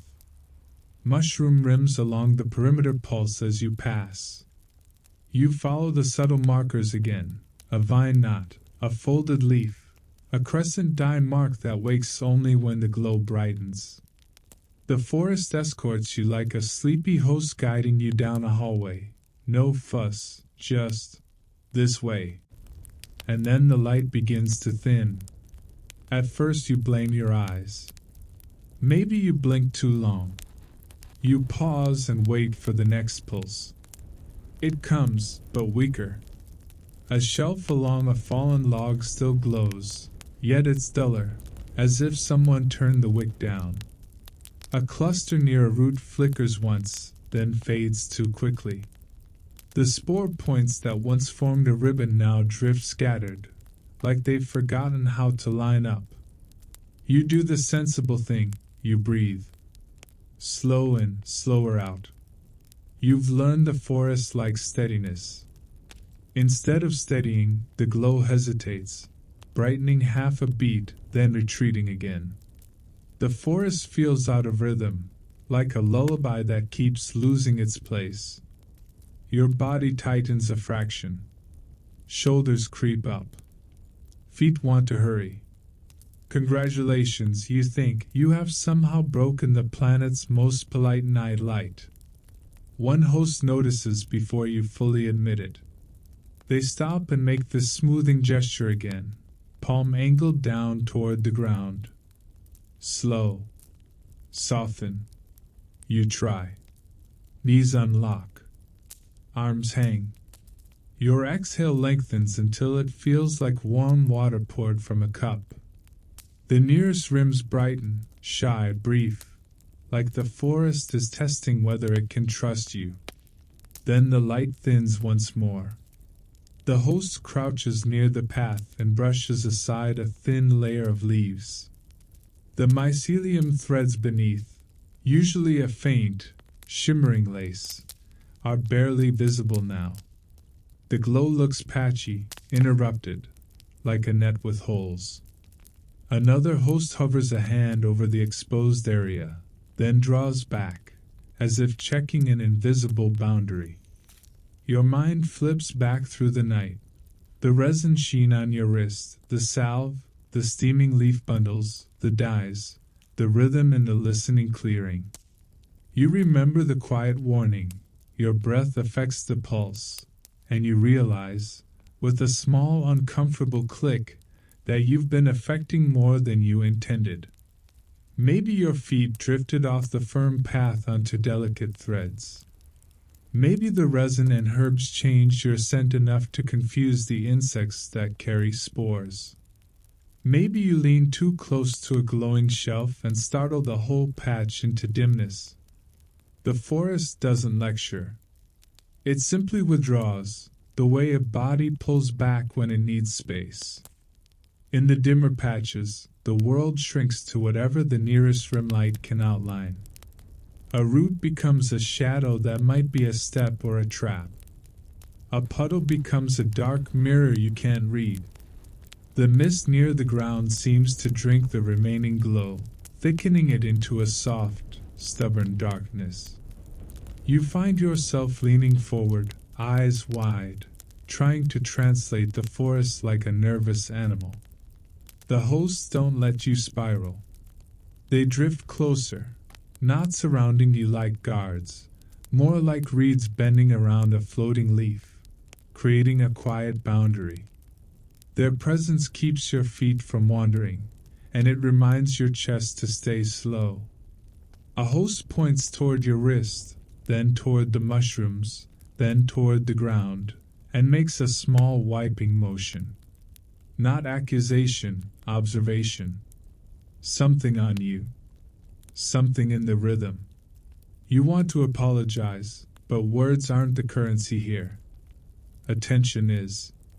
So you slow your steps until each one is nearly a pause. You place your feet with more care than your pride would normally allow. You let your gaze soften instead of stabbing into the dark. For a moment, the mushrooms answer. A small cluster ahead brightens, forming a faint crescent path between two roots. The spore points gather into a loose line again, hovering just above the safer ground, as if the forest is saying, yes, like that. Then a cold drip falls from high leaves and lands on your shoulder. Your body flinches, tiny jerk, quick inhale, and the glow ahead thins again, as if the forest noticed the spike in your rhythm and chose to retreat. You freeze, feeling faintly ridiculous, like you just startled a roomful of sleeping lanterns. The hosts remain steady.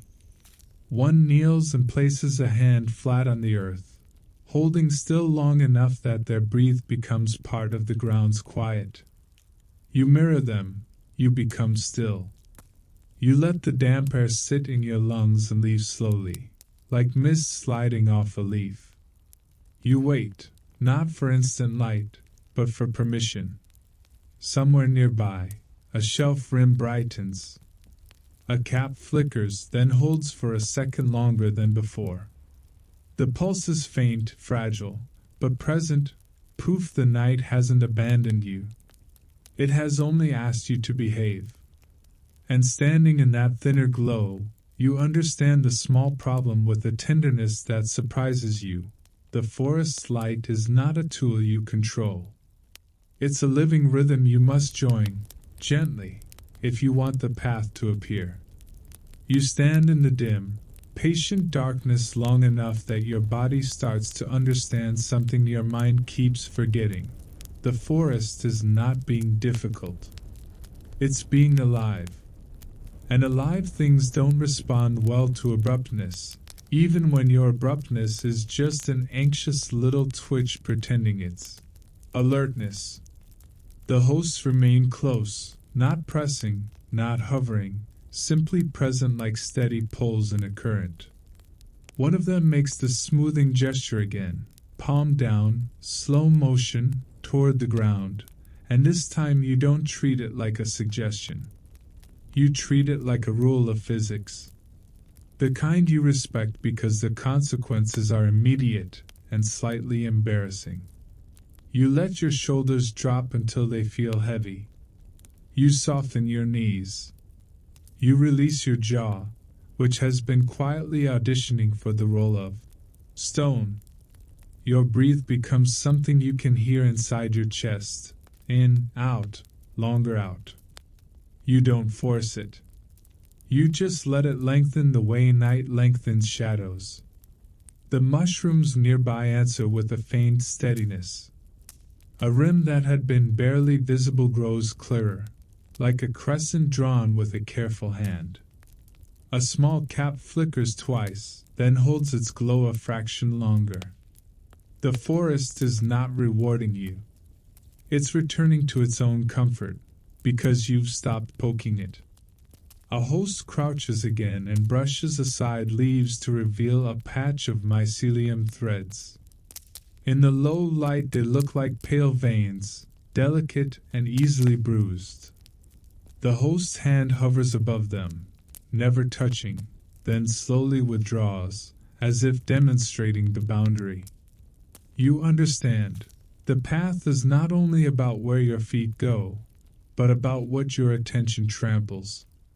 The forest's nervous system is everywhere. You don't get to stomp through it and demand it keep glowing for your convenience. You begin practicing the way they move.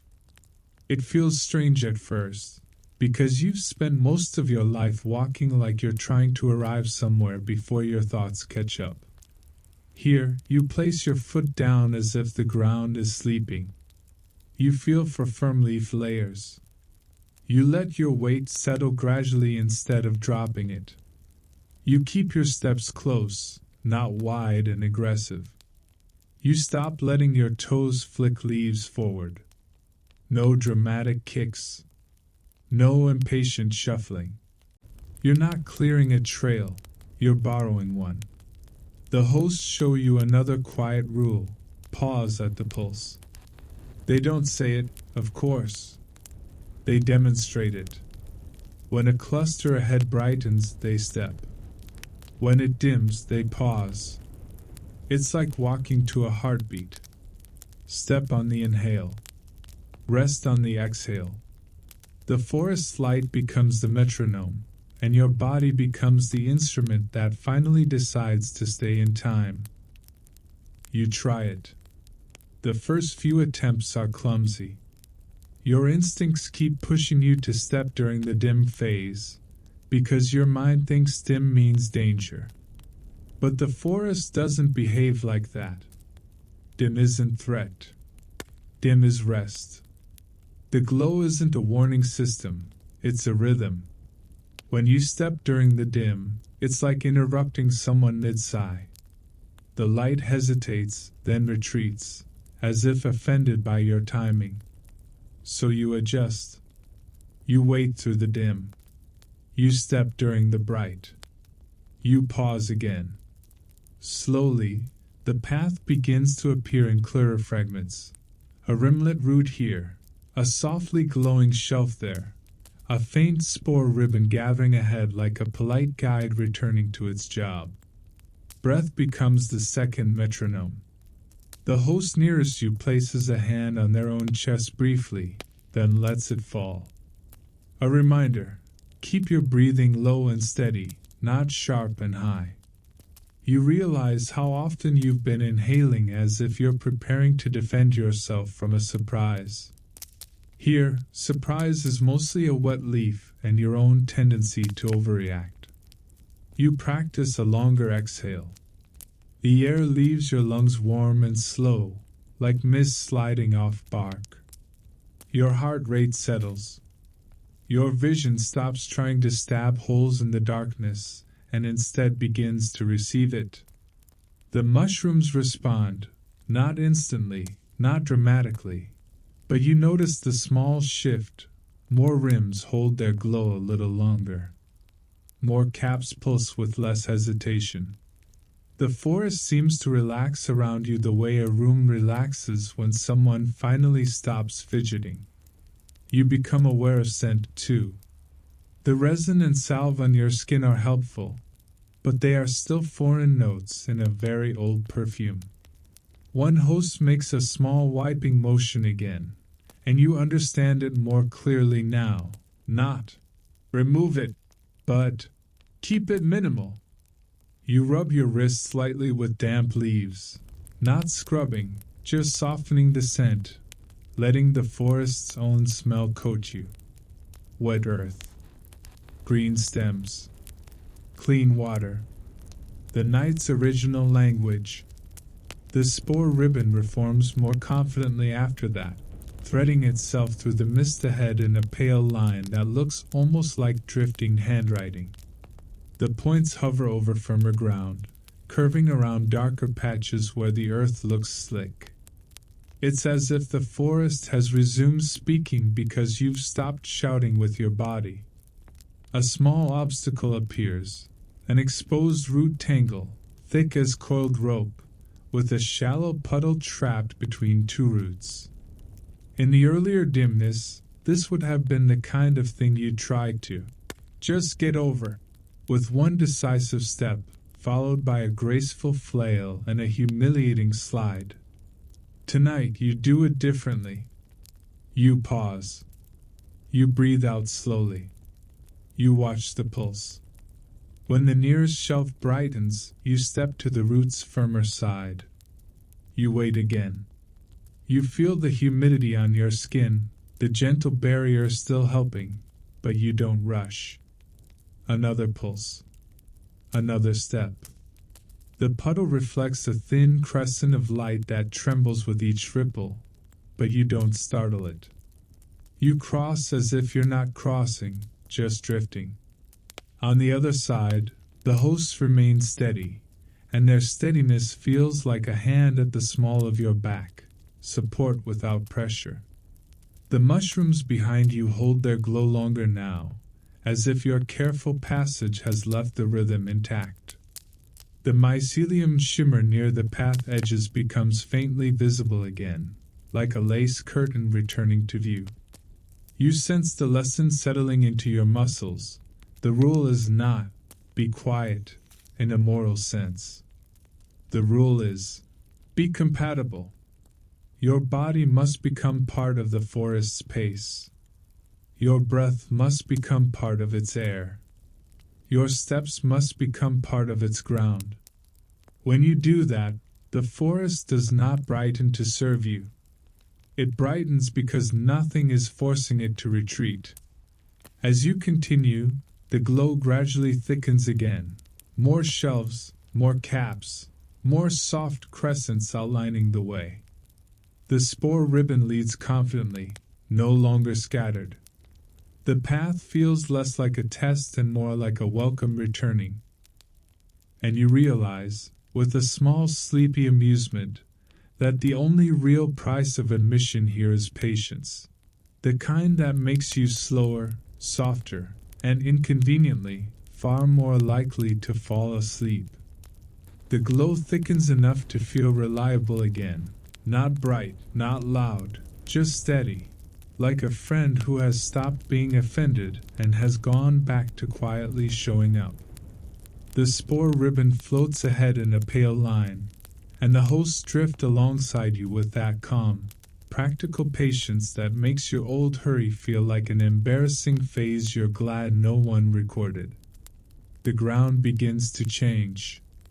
At first it's subtle, fewer broad leaves underfoot, more exposed roots rising like veins. Then it becomes unmistakable. The earth drops away in places, and the roots take over, twisting across the forest floor in overlapping loops. Some are thick enough to serve as steps. Others are thin and springy, ready to roll under your weight if you treat them like solid ground. The mushroom glow outlines their curves in soft crescents, turning the tangle into a dim topographic map. You've entered the root labyrinth.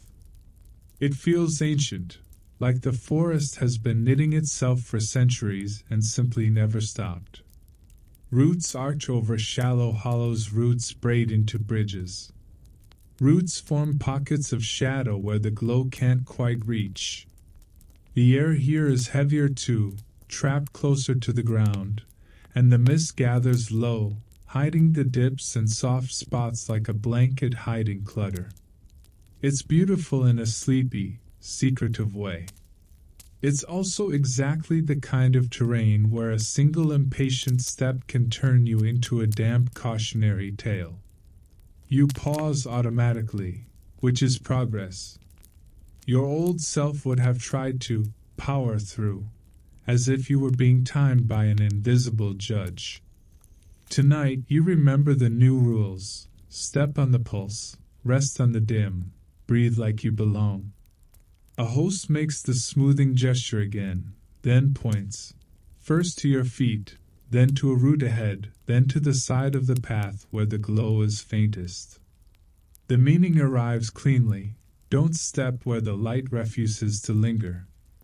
The dim pockets aren't just darkness, they're soft ground, hidden water, places the forest would rather you not test. One host kneels at the edge of a shadowy depression and brushes aside leaves. Beneath is a shallow sinkhole, nothing dramatic like swallowing you whole, but the ground gives there, spongy and unstable, a place where your foot would sink with a wet sigh and then require an awkward extraction. The host doesn't touch the soft center. They tap the firmer rim with 2 fingers, gentle, controlled, showing you the boundary. Then they place a small flat stone near the edge, not to cover it, but to mark it. You notice how the mark is designed, visible enough in glow, but not aggressive. A quiet warning, not a barricade. The forest doesn't like shouting. The spore ribbon drifts around the sinkhole, choosing a route that follows thicker roots. The hosts step onto them with the easy confidence of people who have crossed this way in rain, in mist, in deeper dark than this. Their feet land not in the center of a root, where it might be slick, but slightly to the side, where texture offers grip. Their toes curl lightly, testing. Their weight transfers slowly, like pouring water from one cup to another. You copy them. Your first step onto a thick root sends a cool firmness up through your foot. The root is slightly damp, but ridged, reliable. You exhale as you shift your weight onto it, and you feel your body want to wobble and then decide not to. You take another step along the root's curve. The mushroom glow catches the edge, outlining it like a thin line of moonlight. It's just enough. A cluster of shelves on a nearby stump pulses brighter as you pass, and you're absurdly grateful to it, the way you're grateful to a street light on a foggy night. You resist the urge to pat the fungus like a supportive coworker. You're learning not to be weird in someone else's home. Progress continues. The labyrinth thickens. Roots intersect at odd angles, forming XS and YS, offering choices that would confuse you if you were alone.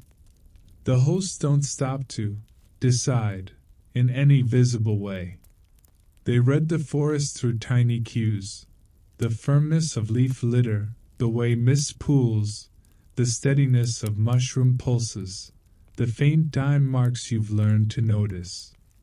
You catch one, crescent with 2 dots, on the side of a root, barely visible until the nearest cap brightens. A sign that says, yes, this line. Safe. You follow it, and the path becomes a sequence of small, careful crossings. Root to root. Root to packed soil to stone. Stone to root again. Each transition is slow enough that your body stays calm, and the mushrooms keep offering their soft edges of light, as if they've decided you're finally behaving like someone worth guiding. A sinkhole appears closer to the center of the labyrinth, deeper than the first, hidden under a layer of leaves that looks innocent until you notice how the leaves lie too flat, too smooth, like a blanket pulled over an unwanted mess. One host stops you with a simple hand held low, not a dramatic halt, just a quiet boundary. They crouch, extend a thin stick, and press into the leaf layer. The stick sinks easily. The leaves tremble, and a faint bubble rises from beneath, breaking with a tiny pop that smells of wet earth and old water. You feel your stomach tighten, then soften again when you realize you didn't step there. You would have earlier. If you were still your old speed self. If you were still arguing with time. The forest would have collected you gently, like mud collecting a careless shoe. The hosts guide you around the sinkhole with almost comical ease, as if this is not an obstacle but a familiar neighbor. They shift onto a root bridge that arches over the soft spot. One host places a hand flat on the root's surface for a moment, testing slickness, then steps with their weight low, balanced. You follow, eyes soft, breath slow. Your hands hover slightly away from your sides, not flailing, just ready, like a sleepwalker learning grace. Halfway across, the root dips. Your foot slides a fraction, and your body tries to spike into panic. You catch it before it blooms. You exhale. You lower your center of gravity. You widen your stance. You do exactly what the forest taught you in the dim light trouble. No suddenness, no drama. The slide becomes a gentle adjustment, and the mushroom glow doesn't retreat this time.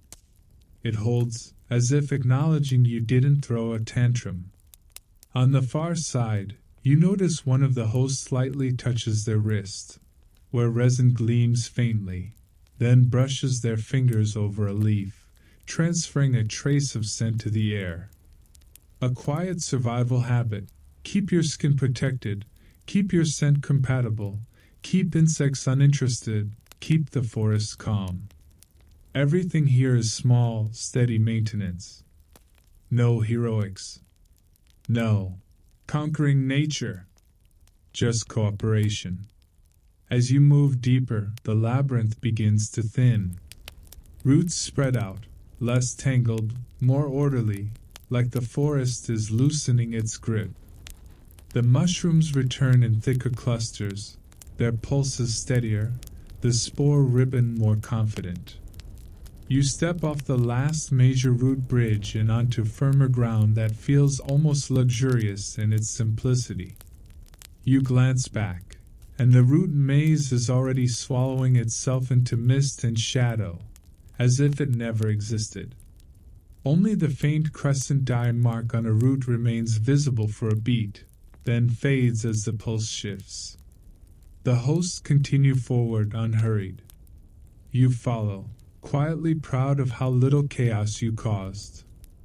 In a world that constantly rewards speed, you've just crossed a living labyrinth by doing the opposite, moving slowly enough that the forest keeps its lights on. Firm ground lasts only a little while in the Amazon before the sky remembers it has opinions. You feel it first as a shift in the air.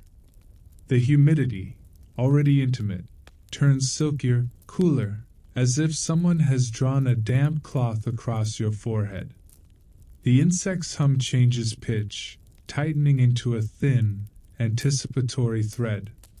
The hosts slow without being told to, and you follow because by now your body trusts their timing more than your own instincts. A single drop lands on a broad leaf above you. It doesn't fall so much as it arrives, soft, precise, and the leaf answers with a tiny, rounded tap. Another drop. Then a third. The taps begin to space themselves closer together until the canopy becomes an instrument, each leaf a small drumhead catching water with gentle insistence. Then the rain begins properly. Not a storm that bullies the forest, but a warm rainfall that settles in like a long sigh. It threads down through layers of leaves, breaking into smaller droplets, turning into 1,000 soft landings. The sound is not loud. It's everywhere. It wraps the understory in a steady hush, like fabric being shaken out and laid over the world. The mushrooms respond. At first you think the glow is fading again, and your chest tightens with that old fear of having broken the rhythm. But this is different. The light doesn't thin, it changes. The rims that were blue-green soften into cooler tones, paler, milkier, while some caps take on a faint violet edge, like moonlight seen through wet glass. The rain beads on the fungal surfaces and turns each cap into a tiny lens. The glow refracts through droplets, scattering into delicate halos that hover over shelves like a breath. It's as if the forest has swapped one kind of lantern for another, less crescent, more pearl. The hosts drift toward a cluster of larger fungi growing at the base of an enormous tree. These caps are broad and thick, layered like overlapping umbrellas. Their undersides glow faintly, not bright enough to light the whole clearing, but enough to outline ribs and textures, turning the fungi into living canopies of soft illumination. You step beneath them, and the rain changes sound instantly.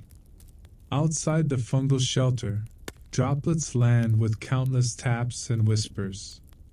Under the caps, the water gathers and slides along curved edges, dripping in slower, heavier drops from the tips.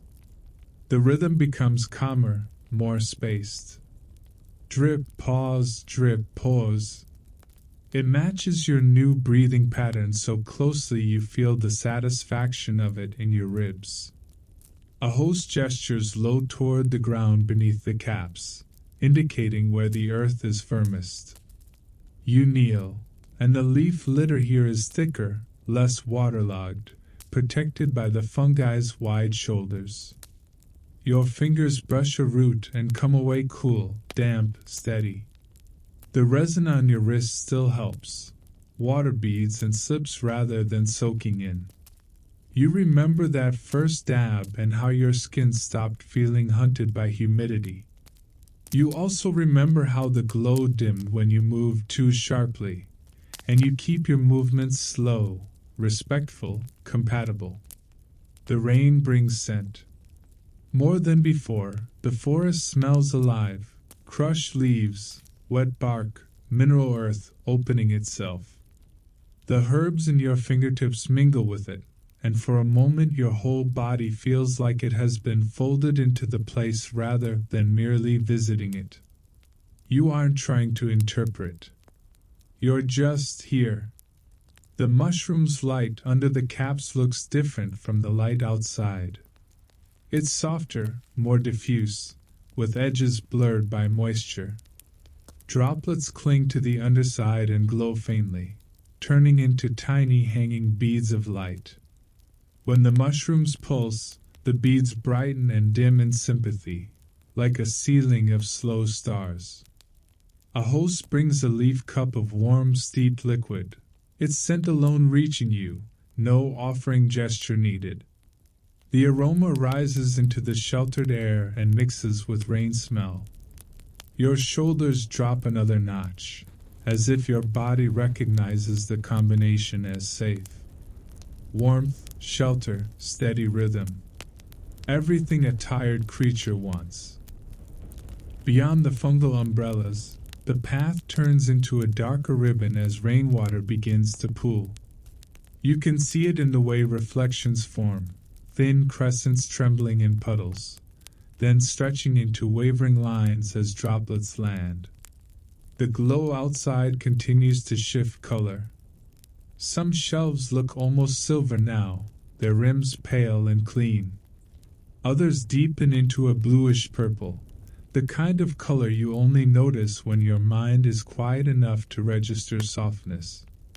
The hosts use the rain as a lesson without making a lesson out of it. One of them reaches a hand out from under the cap, palm angled upward, and lets droplets land. They hold still, then slowly withdraw their hand and rub it gently on a leaf, smearing the water across the surface. The motion is not random. It's a reminder, Rain changes textures. Textures change footing. Footing changes pace. Everything affects everything. You find yourself watching how the rain interacts with the glow and learning a new visual language. Dry mushrooms glow with clear rims. Wet mushrooms glow with halos. Water on leaves reflects pulses like writing. Mist thickens when rain cools the air, and thick mist softens distances until only nearby light matters. Your world shrinks again to what you can hold without straying. The underside of a cap, a bead of light, the steady drip at the tip. A small problem arrives in the gentlest way possible. The rain begins to run off the cap edges in steadier streams, and one of the streams starts dripping onto a patch of ground near the path marker, a crescent dye mark on a root. The dye is subtle, and water is patient. Drip after drip lands in the same spot, darkening the bark, smearing the faint mark until it becomes harder to see. You notice it because you've finally become the kind of person who notices small things before they become big annoyances. The hosts notice too.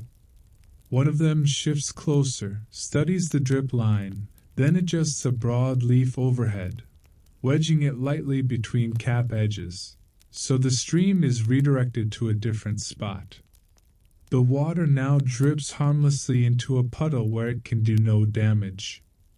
The dye mark remains faint but intact, preserved not by force but by a tiny change in angle. It's such a quiet fix that your mind almost misses it. And yet it carries the whole philosophy of this place. Don't fight the rain, guide it. Don't curse the drip, redirect it. Don't rebuild the world, adjust your relationship to it. The rainfall thickens for a while, and the forest becomes a soft curtain of water. You stay under the luminous caps, listening to the drip rhythm and the wider hush beyond. Your eyelids feel heavier, not from boredom, but from safety. Your body has stopped scanning for threat. It has started accepting comfort as a normal state, which is frankly suspicious, but also lovely. When the rain begins to ease, still present, but lighter, you see the glow outside sharpen again, halos tightening back into rims. The colors shift once more, returning toward blue-green, as if the forest is slowly restoring its usual palette now that the moisture has settled into the ground. The hosts rise with the same calm timing, and you rise too, feeling the warmth of the meal still steady inside you, the resin still helping, your breath still slow. You step out from under the fungal umbrellas, and the rain kisses your shoulders lightly, not cold, not harsh, just a reminder that the night is alive and moving. The path ahead glimmers faintly in puddle reflections, and the spores begin to gather again into a pale ribbon, ready to guide you onward through the softened, rinsed forest. You step out from under the luminous caps and back into the rinsed forest, and the rain greets you like it's trying very hard to be polite. It's lighter now, more of a persistent kiss than a downpour, still enough to keep the leaves glossy and the ground softly uncertain. The mushroom glow has sharpened again into clearer rims, and puddles along the path hold those rims like wavering commas of light. The spore ribbon floats ahead, faint but faithful, threading between roots and around darker slick patches with the calm authority of something that never panics. The hosts move on with the same slow competence as always, and you follow, feeling the night's warmth in your belly, the resin's barrier on your skin, and the rain's coolness on your shoulders. Everything is in balance again, pulse, breath, step.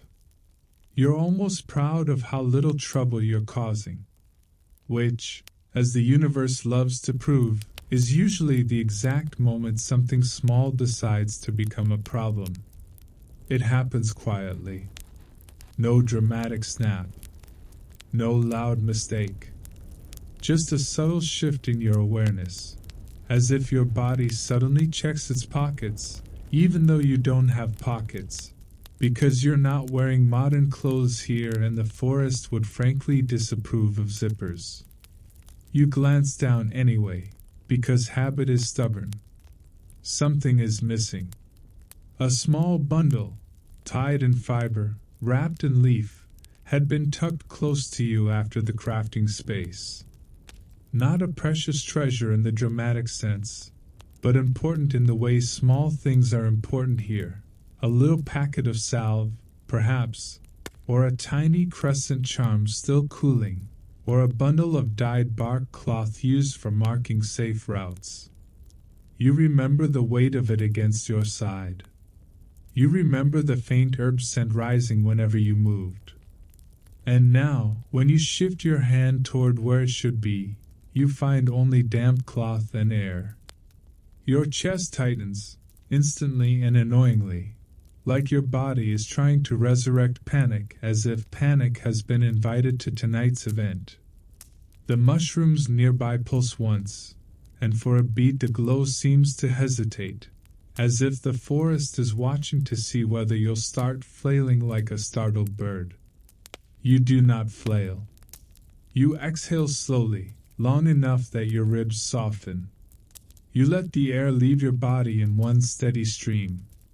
You've learned by now that suddenness makes the light shy. If you want help, you must behave like someone worthy of help. Your hand comes up, palm open, low and calm, showing empty. Not a plea. Just a quiet acknowledgement. Something has slipped away. One host notices immediately, not because they've been monitoring you like a supervisor, but because attention is simply how they exist. They slow, then stop, then make that smoothing gesture toward the ground. Slow, soft, compatible. Another host touches the side of their own waist briefly, where bundles hang, and then tilts their head, as if tracing the last few minutes of movement backward in their mind. You stop walking.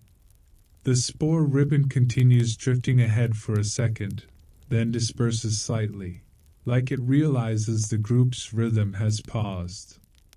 The rain whispers on leaves. A droplet falls from a branch and lands in a puddle, sending a ring outward that bends a crescent reflection into a wobble. The hosts begin the search without any ceremony. No dramatic urgency. No. Everyone scatter. They simply turn the way you'd turn if you were retracing steps in your own home, calmly, methodically, with the confidence that the forest is readable if you stop trying to rush it. You follow their lead and begin to walk backward along the path, slow, careful, stepping on the pulse. The mushroom's rims guide you, outlining where feet have recently passed. In the wet leaf litter, impressions are subtle, but you start noticing them. A compressed patch here, a slightly scuffed root there, a leaf turned underside up showing its paler belly. The rain has softened everything, but it has also made textures more honest. Disturbance shows. A host crouches and points to a small vine knot marker you passed earlier. It still hangs neatly, dripping rain in a steady line. They touch it lightly, then look to the ground beneath, scanning for anything that doesn't belong. An extra fold of leaf, a fiber tie, a shape that interrupts the forest's natural scatter. You skin too, but your eyes keep trying to do the old anxious thing, darting, grabbing, searching too hard.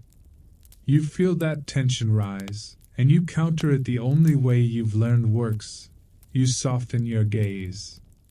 Instead of focusing sharply, you let your vision widen. You look for pattern breaks, not details. A line that shouldn't be there. A lump too tidy. A leaf folded in a way nature rarely folds leaves.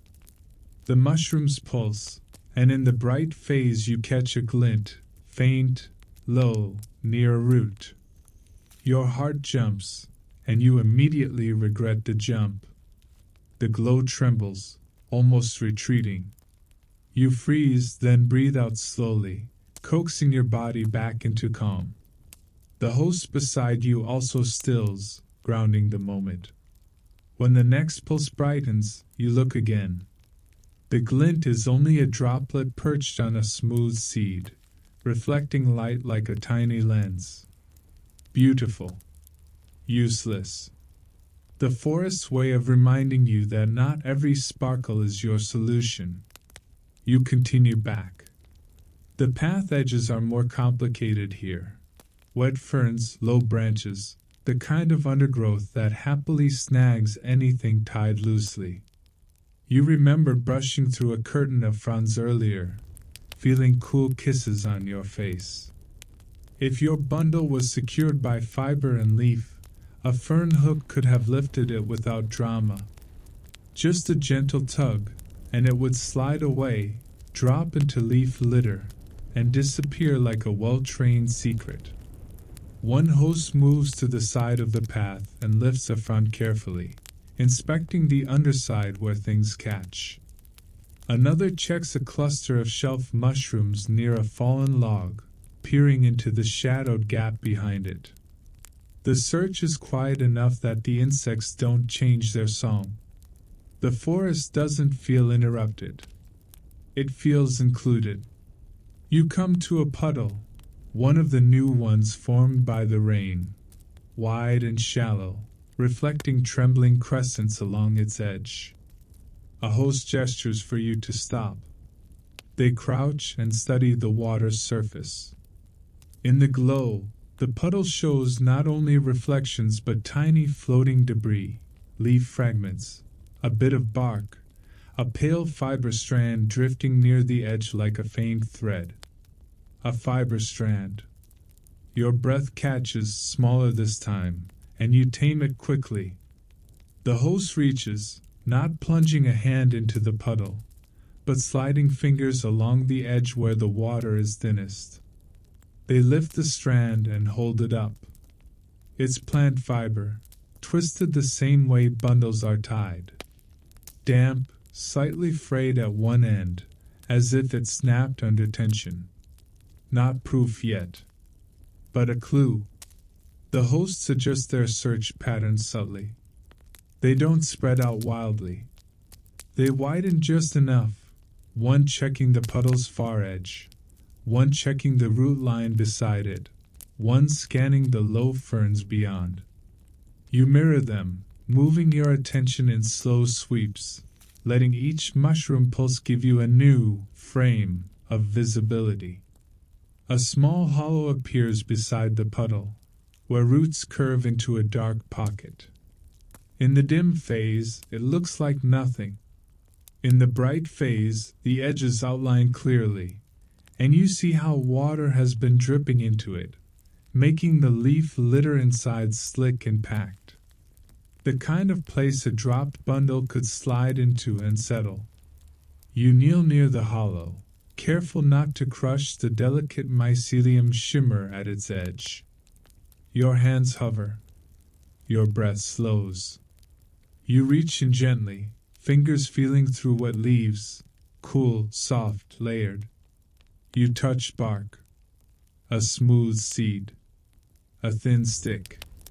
Then something that feels different, folded leaf, thicker, deliberately creased. Your heart wants to leap again. You keep it on a leash.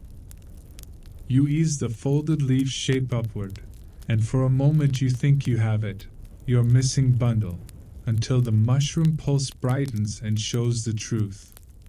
It's only a naturally folded leaf cup, collapsed by rain, filled with silt and tiny beads of water that glow like trapped stars. Lovely. Still not your item. But your fingers, now slick with wet leaves, find another texture right beside it, a small depression in the mud with a clean edge, as if something rectangular or tightly wrapped had rested there briefly. The mud holds the shape like memory. The hosts lean in, studying the depression, then the snapped fiber strand, then the path ahead. One of them points, not forward, not backward, but to the side where the undergrowth thickens and the ground slopes slightly toward a darker patch. If the bundle fell, it may have rolled. If it rolled, the rain may have nudged it. If it was leaf-wrapped, it would be quiet about the whole thing. You all shift your search toward that slope, moving slowly, breathing low, letting the mushrooms keep their pulse steady. The spore ribbon, faint at first, begins to gather again, hovering not along the main path this time, but toward the undergrowth, as if the forest itself has noticed your careful intention and is offering a new line to follow. And you, kneeling in wet leaves beside a puddle that reflects moonrimmed shelves, understand the nature of this problem. It isn't danger. It isn't drama. It's the forest teaching you, again, that small things matter here, and that finding them requires the same skill as everything else tonight, patience so gentle it almost feels like sleep. The spore ribbon drifts toward the slope, hovering low over glossy leaves, pausing above darker soil, then sliding onward in that patient handwriting you've learned to trust. The hosts follow without hurry, and you follow them, letting the itch to rush burn out. The forest doesn't reward urgency, it tolerates steadiness. You rise carefully, brushing wet leaves from your fingers. The snapped fiber strand is tucked into a folded leaf, because even clues deserve a tidy home. The rain has thinned to drizzle, but the ground remains slick. The slope angles down, and the undergrowth thickens into ferns and vine loops that would happily snatch anything loose. You move on the bright pulse, pause on the dim. Your breath stays low and long. Mushrooms along the slope hold a steadier rhythm now, outlining roots like thin crescents. The spore ribbon dips close to the ground, lifts over a knot, dips again, guiding you along firmer soil. Rain has rearranged the litter into shallow channels. If your bundle rolled, it could have followed one of these grooves until it settled somewhere quiet. A host presses a fingertip to a damp runnel, showing the mud-dark line of recent flow. Another points to a pale scratch on a root, fresh enough that the bark looks slightly polished. You lean closer, and in the pulse you see the same soft evidence, movement recorded as texture. The spore ribbon pauses above a cluster of ferns with fronds arched like open hands. Beads of water cling to their tips, glowing when nearby shelves brighten. Beneath them is a shadowed pocket protected from drip by overlapping leaves, the kind of place the forest uses for keeping things. You kneel, and the hosts kneel too, forming a small ring of steady presence. No one lunges. One host lifts a fern gently from its base, moving it just enough to reveal what lies beneath without breaking its posture. The motion feels like adjusting a blanket. The next pulse brightens. A shape appears that is not leaf, not root, not bark. A folded bundle, darker than the surrounding litter, too neatly creased to be accidental. Beside it lies a strip of fiber like a dropped ribbon, the tie, snapped and damp. Your heart hops. You catch it before it turns into a body-wide spike. You exhale slowly, softening your ribs. The mushrooms hold their glow. They do not retreat. You reach in with 2 fingers and lift the bundle by its thickest fold. It comes up with a faint suction as wet leaves release it, nothing dramatic, just the forest letting go. The wrapping is damp but intact. The fibers at one end are frayed where the knot failed, but the contents feel steady inside, protected by layered leaf. A hose touches the snapped strand you saved to the frayed end. The twist matches. The bundle is yours, returned without ceremony, as if the forest only borrowed it long enough to teach you the cost of rushing. You hold it close for a moment, letting relief spread quietly. The scent rises, damp leaf, herbs, resin, that green citrus note that has become your unofficial "I'm not being eaten alive" perfume. Your shoulders drop. Your throat loosens. Somewhere above, drizzle taps a broad leaf in a slow pattern. Tap, tap, pause, like the forest is signing off on your calmer breathing. Before anything else, a hose blots the outer wrapping with a fresh leaf, pressing gently, wicking away surface water without tearing the folds. Another steadies your hands with a small downward gesture. No triumphant shaking, no excited flipping the bundle open like you're unboxing a miracle. You mirror them, holding still through 2 pulses of light, letting the mushrooms keep their rhythm. The bundle, damp but safe, feels warmer against your chest, as if it prefers you calm too. The host moves straight to repair. A thin length of fresh fine fiber comes out of a waste bundle. It's softened with one quick rub on a rough leaf, then twisted into cord with slow, practiced pressure. Strong enough. Reliable. The bundle is opened only a little, shielded from drizzle.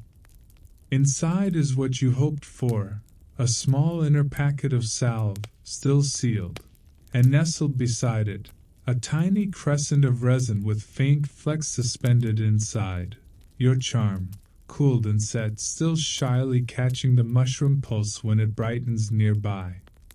You feel a ridiculous tenderness for that little crescent. Small light matters when the world is mostly dark. They rewrap the bundle with extra care, folding leaf edges tighter, tucking corners like making a bed. The new cord is tied with a knot that will not slip. A final gesture follows. A palm rests flat on the ground for a beat, as if thanking the slope for returning what it could have kept. You secure the bundle closer to your side so it moves with you, not against you. Your body learns the new weight instantly, integrating it without fuss. The spore ribbon reforms toward the main path, satisfied. Mushrooms along the slope brighten into steadier crescents again, and you understand something newly earned. The forest returns light when you return calm. You step back toward the path with the hosts, rain whispering on leaves, glow pulsing gently at your ankles. The small problem dissolves the way mist dissolves when air warms, quietly, without heroics, leaving behind a comfort that feels like a rule. Care is faster than haste, because care doesn't make you start over. The slope releases you back toward the main path, as if it never tried to keep anything at all. The drizzle thins into scattered taps, and the mushrooms along the route brighten into clearer rims again, soft crescents tracing roots, outlining logs, making puddle reflections look like slow, trembling handwriting. The spore ribbon returns to its familiar place ahead, hovering low over firmer ground, bending away from slick hollows with quiet authority. Your bundle sits secure at your side now, newly tied, weight settled, no longer a loose worry. Every so often, when you pass a brighter cluster, the tiny crescent charm inside gives off the faintest inner shimmer, so shy you almost miss it. You do not miss it. Not tonight. Tonight you are the kind of person who notices small light and feels grateful instead of demanding more. The hosts drift onward with that steady, practical warmth that has become your anchor. You follow, stepping on the pulse, pausing on the dim, breathing low and long. The forest feels calmer around you, as if it approves of how little drama you've created since the bundle incident. And the truth is, you feel calmer too, less like a visitor trying to prove something, more like a body learning a rhythm it forgot existed. The path begins to curve upward slightly, away from the wettest ground. The air warms again, not with sudden heat, but with that gentle thickening that signals you're moving into a sheltered pocket where drips fall less often. The scent changes, less river mineral, more leaf sweet, more wood.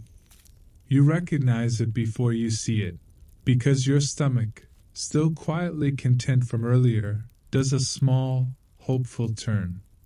You return to a cooking space. Not necessarily the same pit as before, but the same kind of borrowed workspace.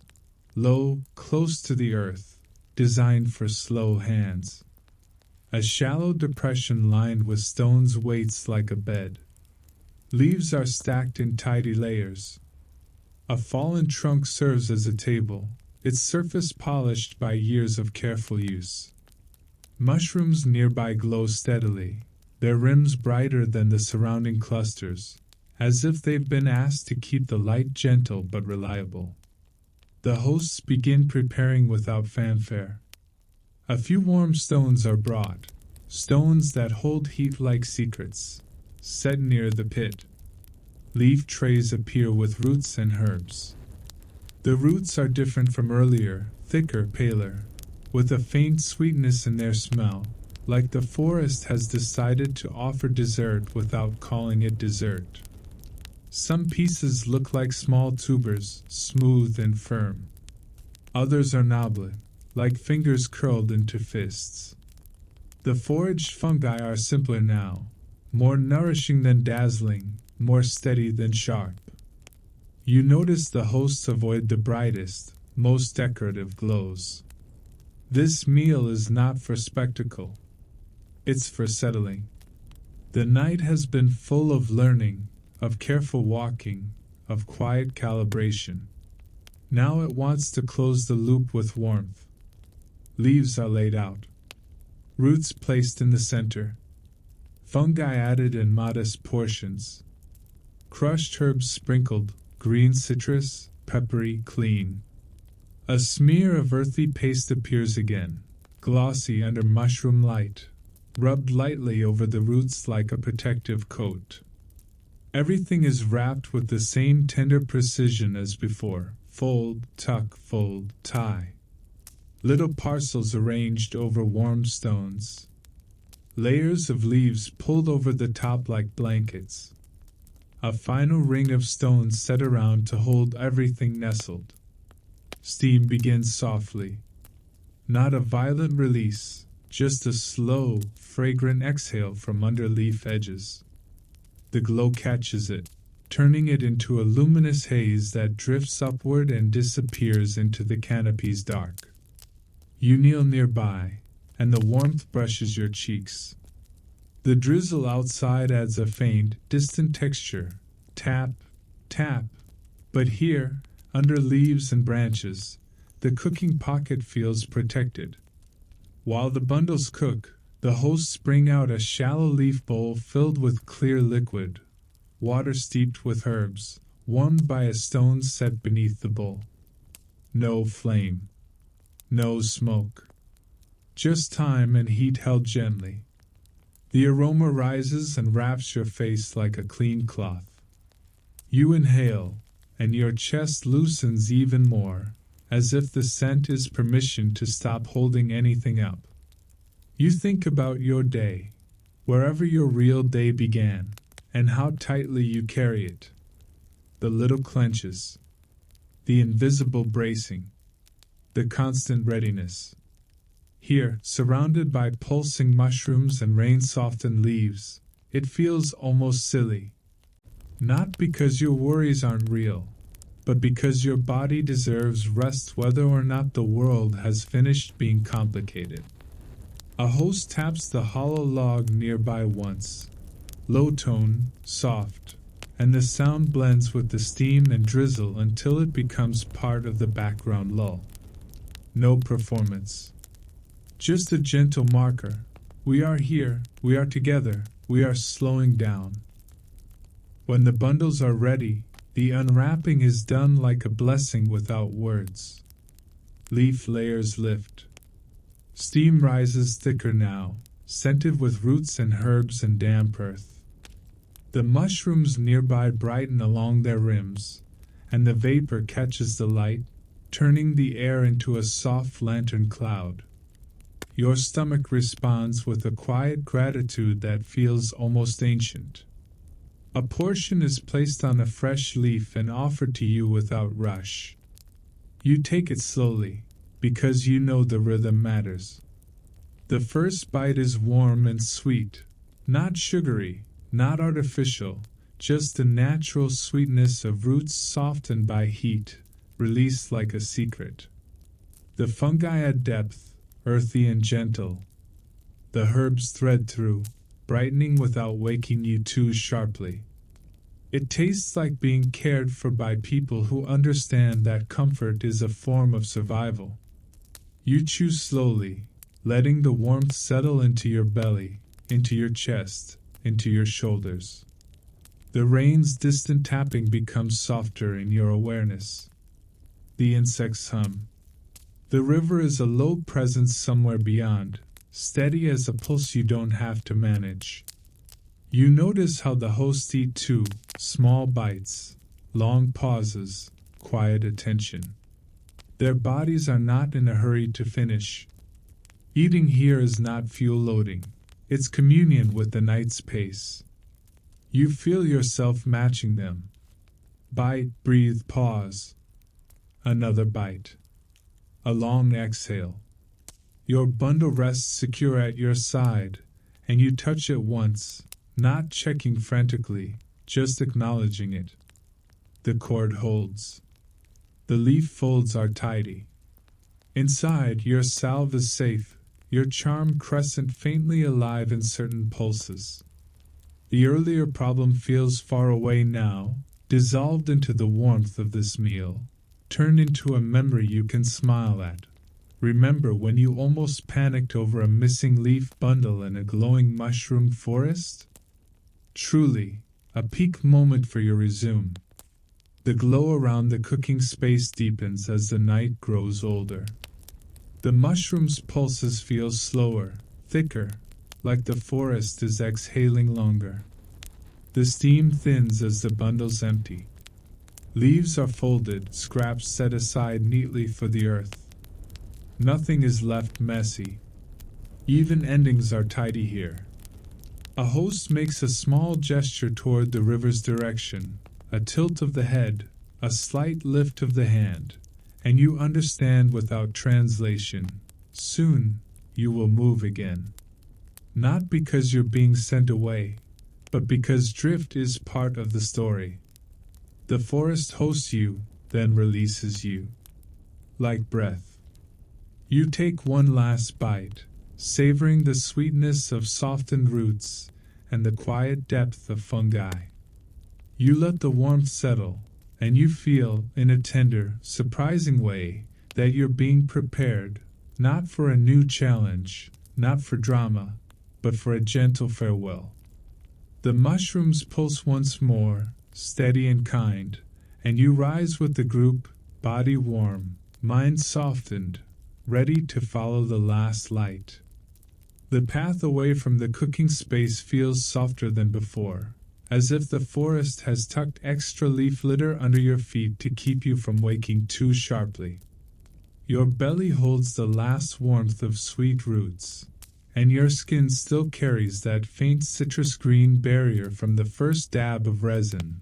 Remember how it made the humidity bead and slide, like the night finally agreed to stop hugging you so aggressively. Your bundle rests secure at your side, newly tied, no more accidental donations to the undergrowth. The hosts drift ahead with quiet confidence, and you follow without asking the dark to explain itself.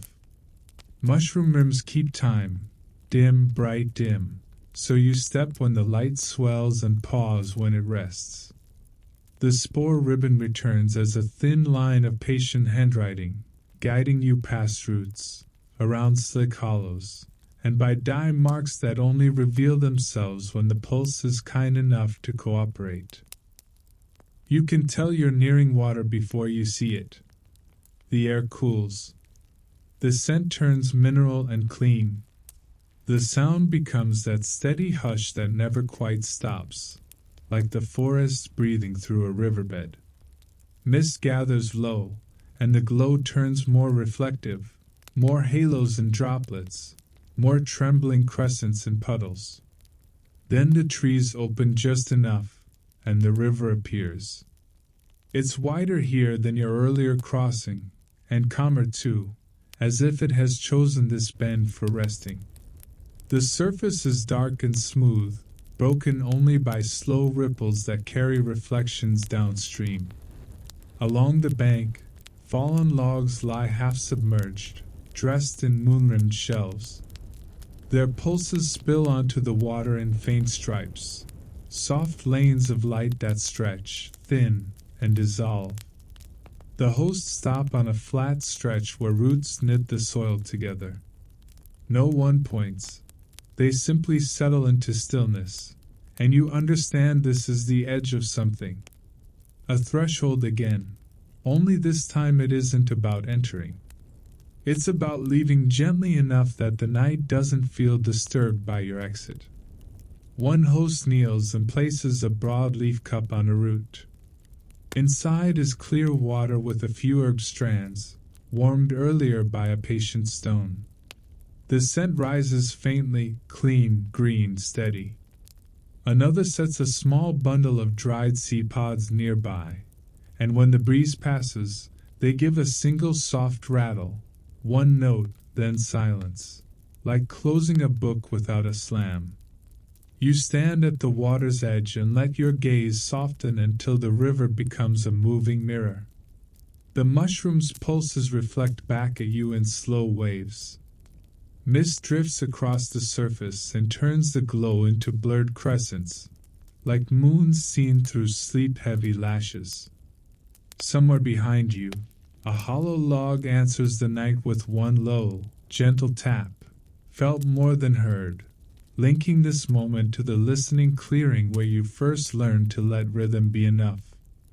Your mind tries to take inventory, the root labyrinth crossed without panic, the leaf bundles cooked without fire, the dyes that whisper on bark, the rain shelter under luminous caps, the bundle incident resolved with humiliating patience, the way the forest dimmed when you flinched and brightened when you softened. It's almost cute, your brain trying to hoard calm like it's a limited resource. But the forest doesn't hoard. It cycles. A host gestures toward your bundle, then toward the river, then makes a slow outward motion with their hand, as if releasing a handful of spores. You adjust the bundle closer, feeling the secure knot. The tiny crescent charm inside gives one shy shimmer as a nearby shelf brightens.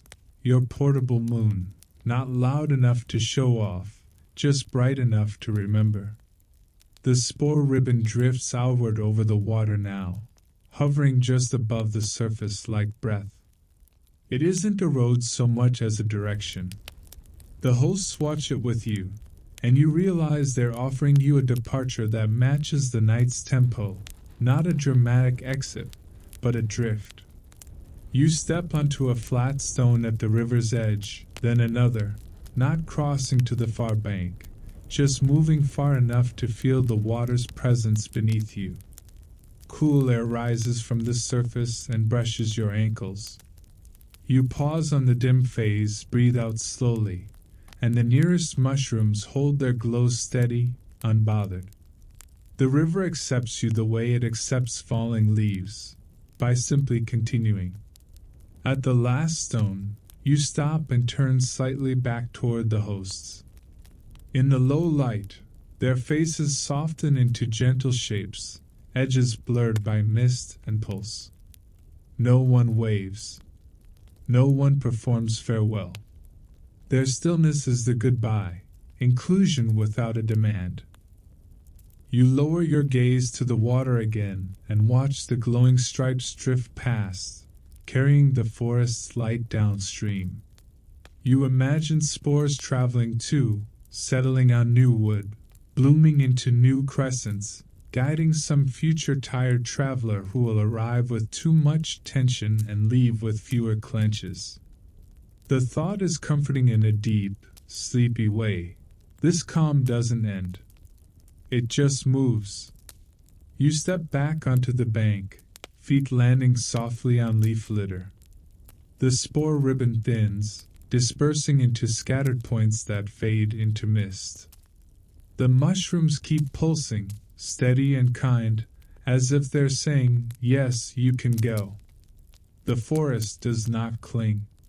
You take one last slow breath of damp earth and river mineral air, feeling the resin scent on your wrist, the warmth in your belly, the charm's quiet weight in your bundle. Then you let the night loosen its hold on you, not by force, but by surrendering to the drift, allowing the river's hush and the forest's pulse to carry you away in the quietest possible way. You don't need to decide where you're going next. Not tonight. The river keeps moving, and you can let that be comfort. Your shoulders settle, as if they've remembered they were never meant to live up by your ears. Your hands rest heavy, fingers loose, the way leaves rest when the rain stops insisting. Behind you, the mushrooms continue their slow pulse, dim, bright, dim, like a lullaby that doesn't care if you're watching, because your body is listening anyway. The faint citrus resin on your wrist blends into damp bark and air, and your breath becomes a quiet tide, in and out, longer out. If a thought floats up, you don't wrestle it. You watch it drift, the way mist drifts across water, and you let it pass. You remember the small kindnesses, warm leaf bundles, careful knots, gentle warning hands, the way the light returned when you stopped rushing. You keep those memories the way you keep warmth after a meal, steady in the center of you. And if your mind tries to turn them into a checklist, you smile softly and refuse to cooperate. Now the glow thins into distance. The river's hush becomes the main sound, low and constant, a blanket for your hearing. The forest fades into shapes and then into mere presence, as if it's turning the lights down one careful notch at a time. Your eyelids feel heavier, not forced, invited. So you let your jaw unclench. You let your tongue rest. You let your face smooth out, like water smoothing sand. You take a slow breath, and you imagine the tiny crescent charm holding a quiet shimmer, not to keep you awake, but to remind you you're safe. And as the night keeps breathing, you drift with it, softer and softer, until even the idea of effort dissolves. End of story. Sweet dreams.